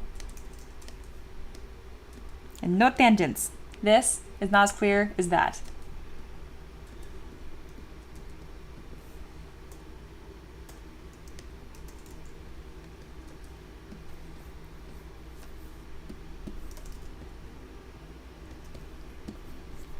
And then there's some other things we can modify as we go, like secondary shape here, which is going to be as the tail continues, the volume should slowly taper. We got some things that are breaking that rule right now, but that's fine. Ooh, that before and that after. That was good. Many Boy says, what did you have this thing set to? Like 10% success? Funny you should ask. I'm actually not certain. Let me go ahead and look. I know it's a lot higher than that. All right, the highest odds to win today are pretty low. I'm gonna bump them up just for you. They were not 10, they were a lot better than 10, but they were pretty awful still. All right, I've improved highest odds, just a touch.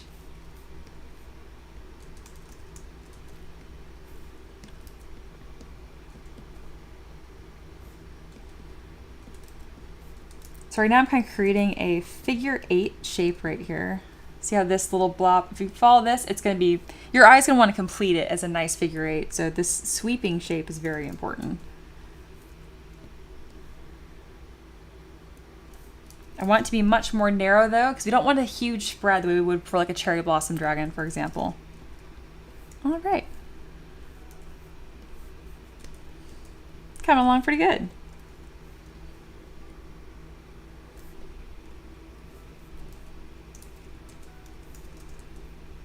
And And then for now, we are going to delete that inlay color I did because it's actually making it more difficult to deal with. We're also going to connect the body to the snake because right now the body pulls straight back.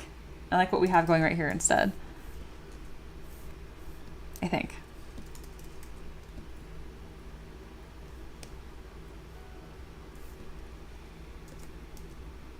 Yes, I can work with that.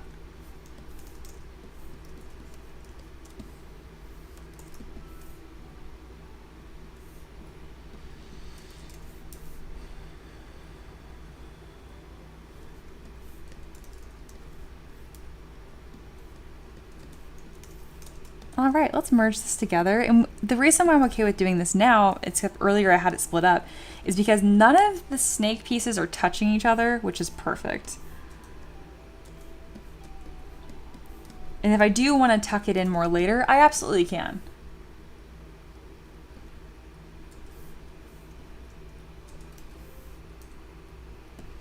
Just Lingle says she increased the odds, so we have to go all in, right? Yes, those are the rule. That's the rule.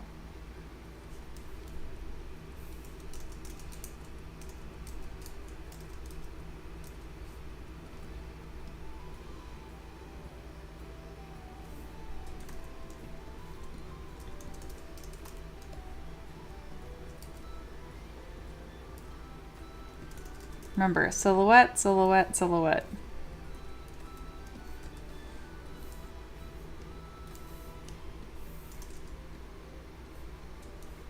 And go ahead and save. So we made a lot of really good progress here, and I can see the final form starting to take shape, which is very exciting.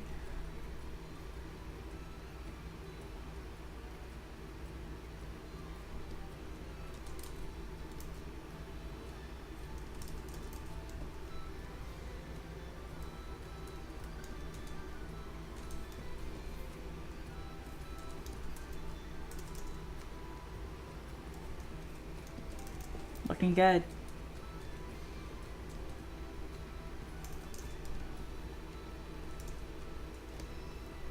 Last but certainly not least, we'll go ahead and remesh this on the top.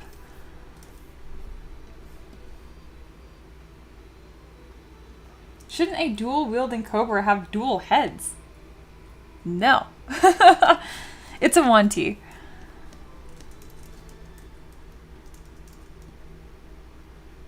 We don't have to give him 2 heads.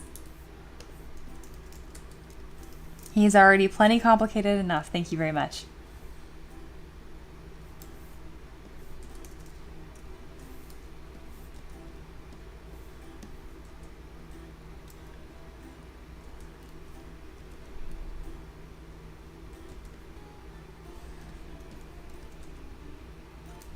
All right.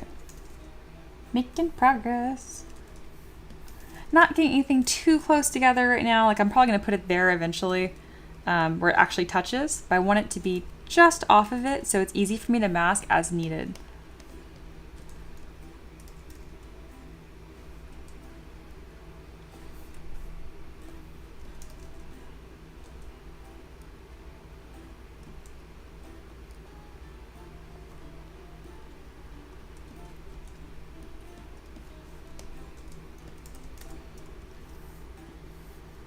Let's see if I can get a nice intersection done by extruding a poly loop, if it will follow it nicely.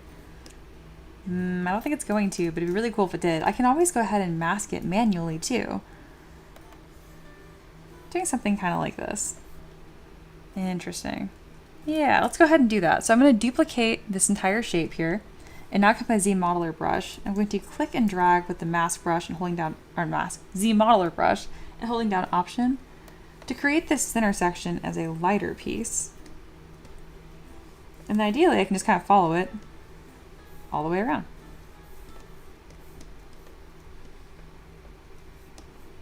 I think I'll kind of just taper off into nothing right here. So I can use my move brush and just kind of section it like that. There we go. And now from here, I think it'd be nice if it was a little bit wider. Yeah.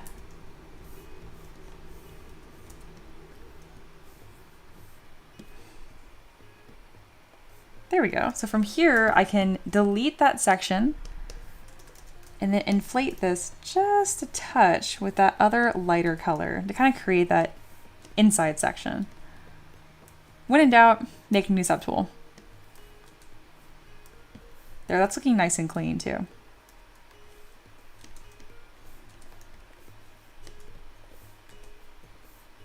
Something kind of like that. Very cool. And then same thing for the inner of like shell of this. I can duplicate it and then bring out my Z modeler brush to mask the inside. There we go. Hey, Rudy's in. Hello, hello, welcome in.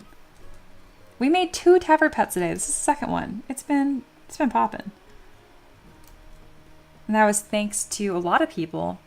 Alexander pretty much bought this one outright, but just Lingual contributed to it. And then the first one was pretty much bought outright by Aiden, but also David contributed to that. So it's been popping. I had a very restful break, and I'm glad I did because I would need it for this.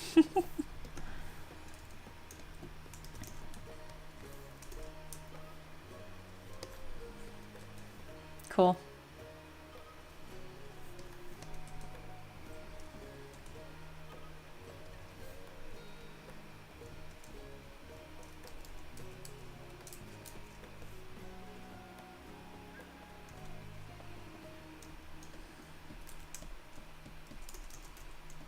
So right now I'm kind of playing with the head, where that's going to fit, how big it's going to be, all that kind of stuff.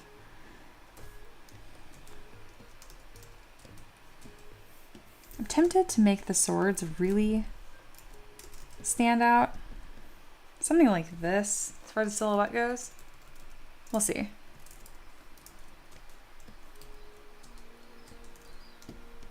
Yeah, I like having it a bit more asymmetrical like this.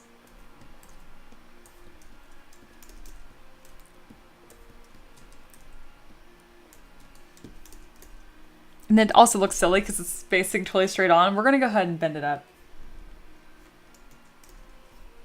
Rudy says, what was the first one? It was this adorable little wolf right here. And no, the snakes are bootyless because they're snakes.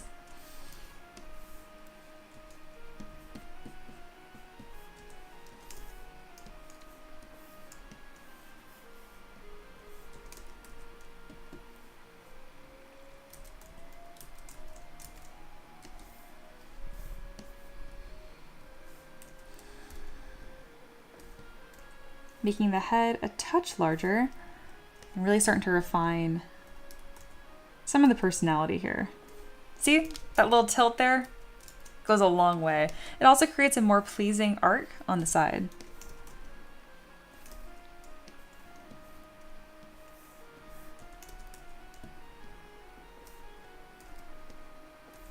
But again, the pose having such a big change right here that improves the whole model only works because we spent so much time getting those base shapes in. Oh yeah, curved blade for sure. And then Taylor says, Mia, do Tavern pets have to be life forms? Humans, animals, plants, fungi? Or can they be inanimate objects like a chair or an ice cream cone? You know, I never thought about that, but I'd totally do like an ice cream cone or a donut. I just try to keep it fantasy themed, so I guess it'd be like a beer mug with eyes and cute.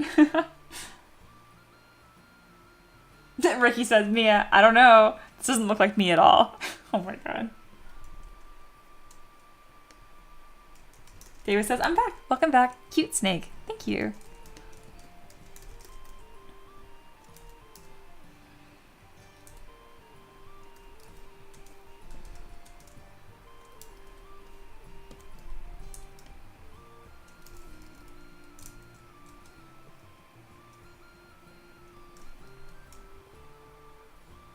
The nose got a little too intense. We definitely have some fixing to do with the head proportions.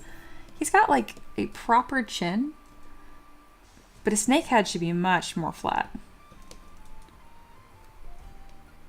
It's a very thin, boopable snoot. Still boopable, but thin. More like this.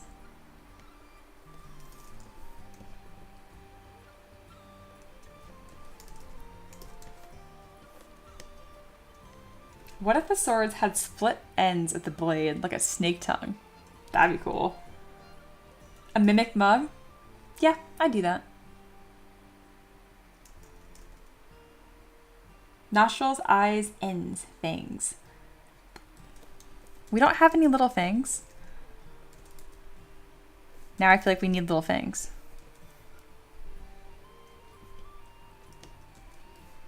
What if I... I have an idea.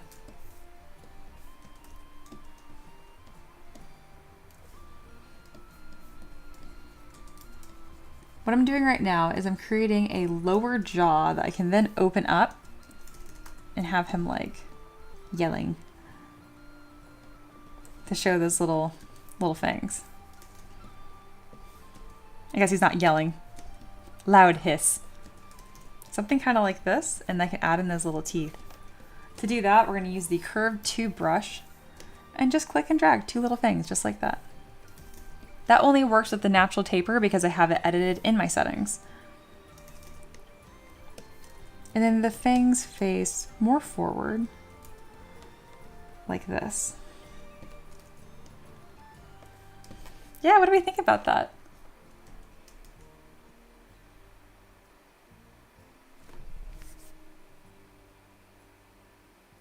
Ooh, David said maybe a smidge early, but maybe the base can be a basket or something. I would love that. And I want to make custom bases for all the Tabber pets at some point. I haven't yet, but that's definitely on my radar, largely thanks to Ray.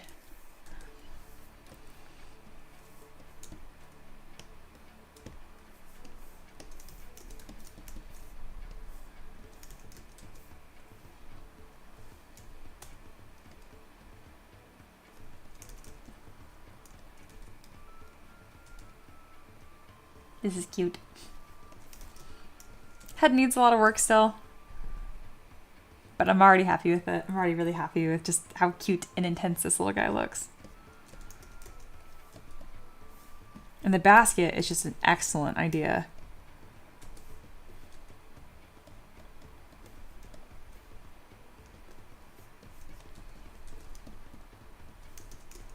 Ray says, scroll down in the Discord. Oh, amazing. Wanty, Lego man. You're not wrong. That is what we're making.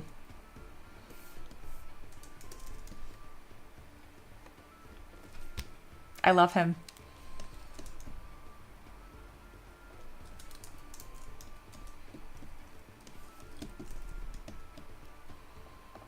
Little more curl, I think. Yeah, see this versus that. So again, when you're sculpting or making art, everything is just like a pyramid. If you have these amazing details, they're only going to be as good as their secondary forms. Same goes with secondary forms of primary. It's only going to be as good as your primary shapes are.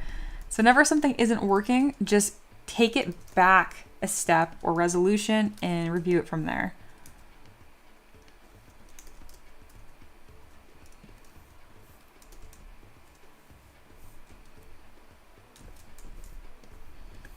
Right now, I think I'm going to flatten the top part of the head entirely. Just take this whole thing with the gizmo and just crush it a little bit.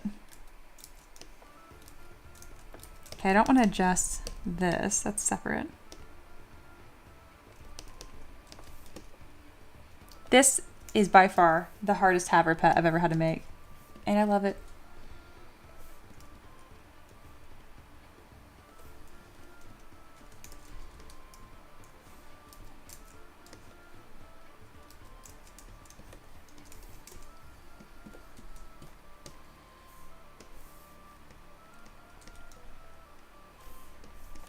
And then he's got to have a little tongue. And of course, it's got to be split. So we'll do continuous Z, and for once, we'll actually have symmetry turned on.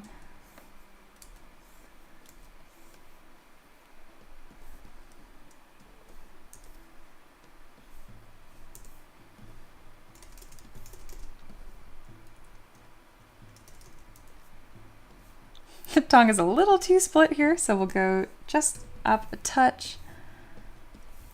Something more like that.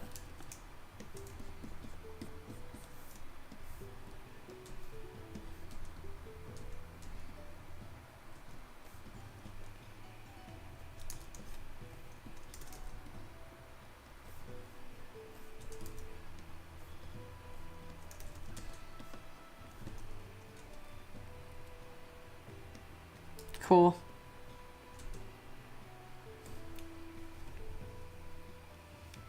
Sarah says, Mia, see, I bet Ricky Bobby would have been easier than this Miss.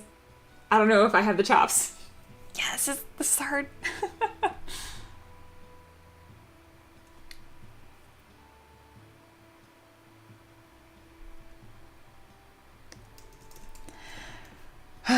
You're right. I'm wrong. This was super difficult. But I did it.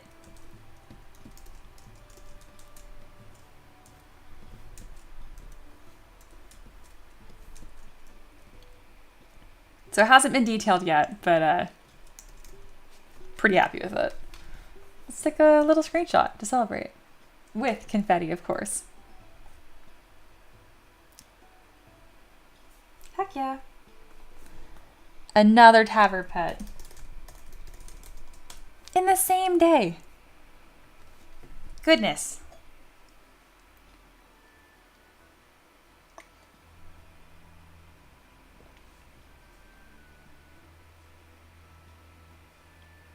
Ray quotes me immediately. You're right, I'm wrong. This was super difficult. It was.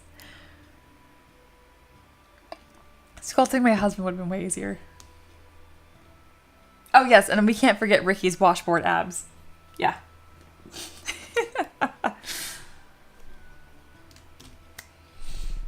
Alright, that almost kicked my butt, but I did it. We're still going to do some finagling with the hood and the top of the head. There's some nonsense happening there. But I can't fix that until I make them the same mesh. So, yes. Look at our army of Taver pets. Oh my god, Aloha. What do you think? It is coming together, though. It really is. I have to get Chibi Gore up here, too. Ah, Mini Lay's coming in with a save. You're correct. I haven't saved once. Meep. Map. Sater says true. She tried to make you chibi, Ricky, and end up looking like Thor. You're right.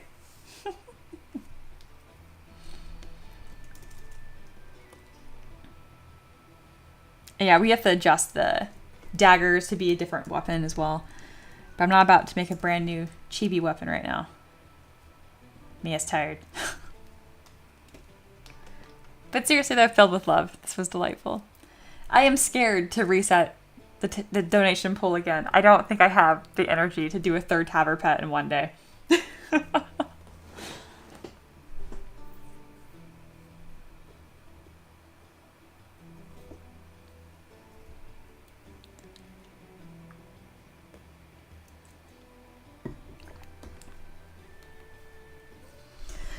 I'm just going to breathe for a second here.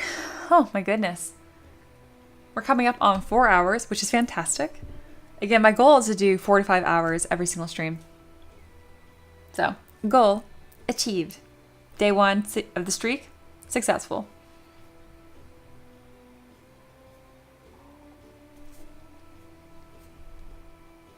Empress says, when I get the chance to donate for a Taver pet, I have a pretty gnarly idea. I fear. It all started with Moo. It's come so far.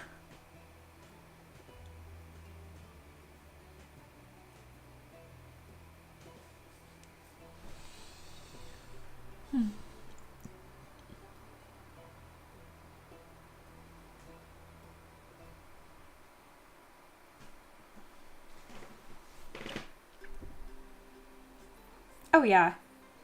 Empress, I believe in you. You can do it. Speaking of, if you guys ever have any questions about boring behind the scenes stuff, I'm always happy to share that, especially when it comes to live streaming or equipment, because it's just, there's a lot out there, and I feel like there's not a lot of very clear tutorials on how to do it.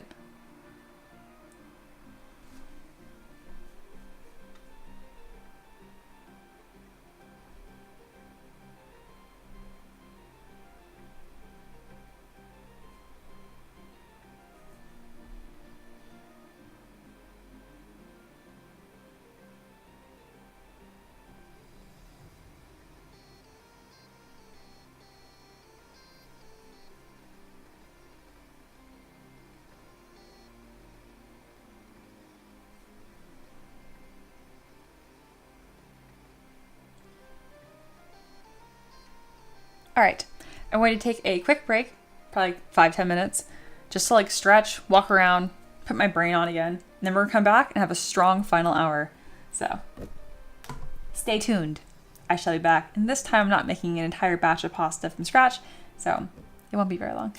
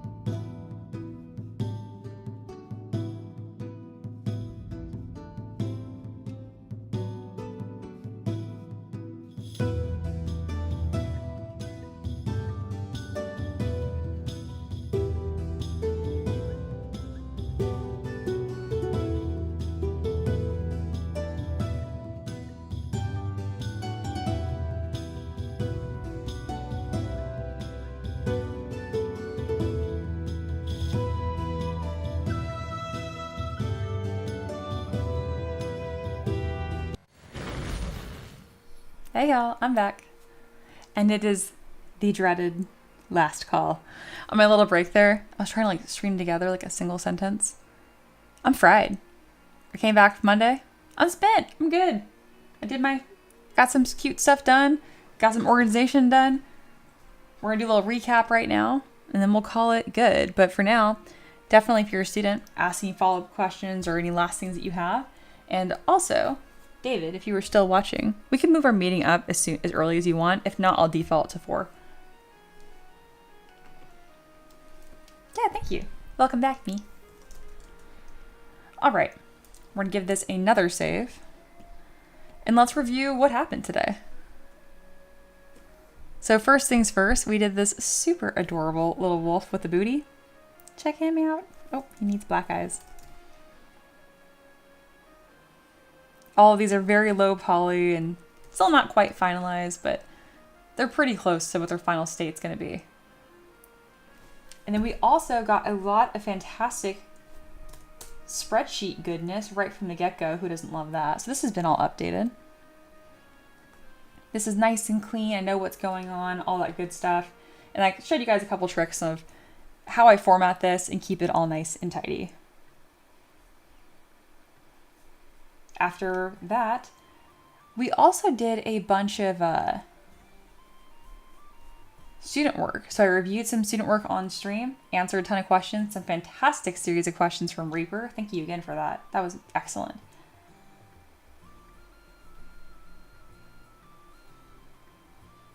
And then of course, got all my students refreshed with new assignments. Love to see it. I don't see any other DMs other than my friend Miguel.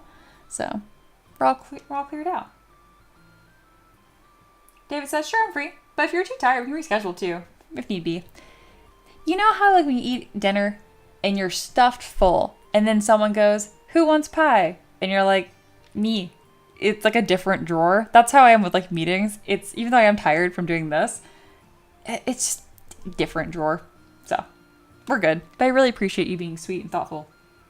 Just Single says spider evolution time. I don't know if I can be bought right now. I think I will just fizzle into nothing.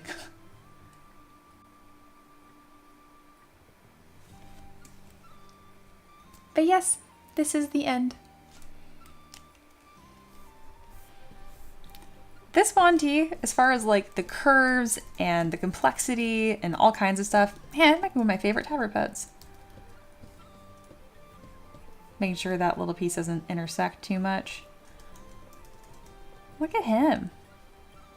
That's a tricky one to get down. Sater says, Mia, did you know it's a real thing? Drawers in my stomach? Pretty sure I'm not a cow. I know cows have a bunch of stomachs. Pretty sure it's just one. That's dangerous information for me to know. That's dangerous information for Ricky to know. Ricky can be an absolute glutton. Bless him. That's my husband. Oh, it has to do with interaction with sugar. Oh, that checks out. Yeah, my whole being runs on sugar. Yeah, that checks out.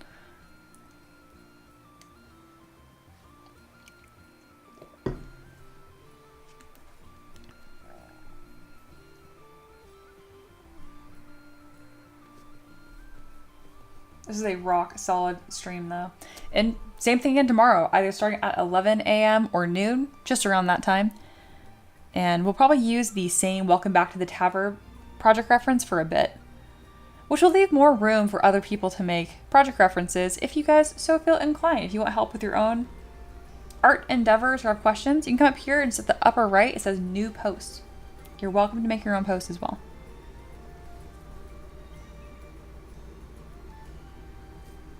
I think that's a wrap though. Thank you to my wonderful trusty Tavern Knights, Aloha, Satyr, and Reaper. You guys are fantastic and you make all of this possible, truly. I would have actually disintegrated on stream if I had to do all of this and be like watching the chat. It's a different way. And now I'm watching for interaction, not watching for problems, which is totally different. So thank you guys for being fantastic. All right, I'm gonna call that a wrap. And then after this, I'm gonna give you a call, David. If you're like, hey, I want a call, you have to have an art business. I do consulting through my mentorship program, which is $1 a day. That will be linked, I'm certain. It was a great welcome back, though. All right. Till mañana. Take care of yourself, okay? Bye.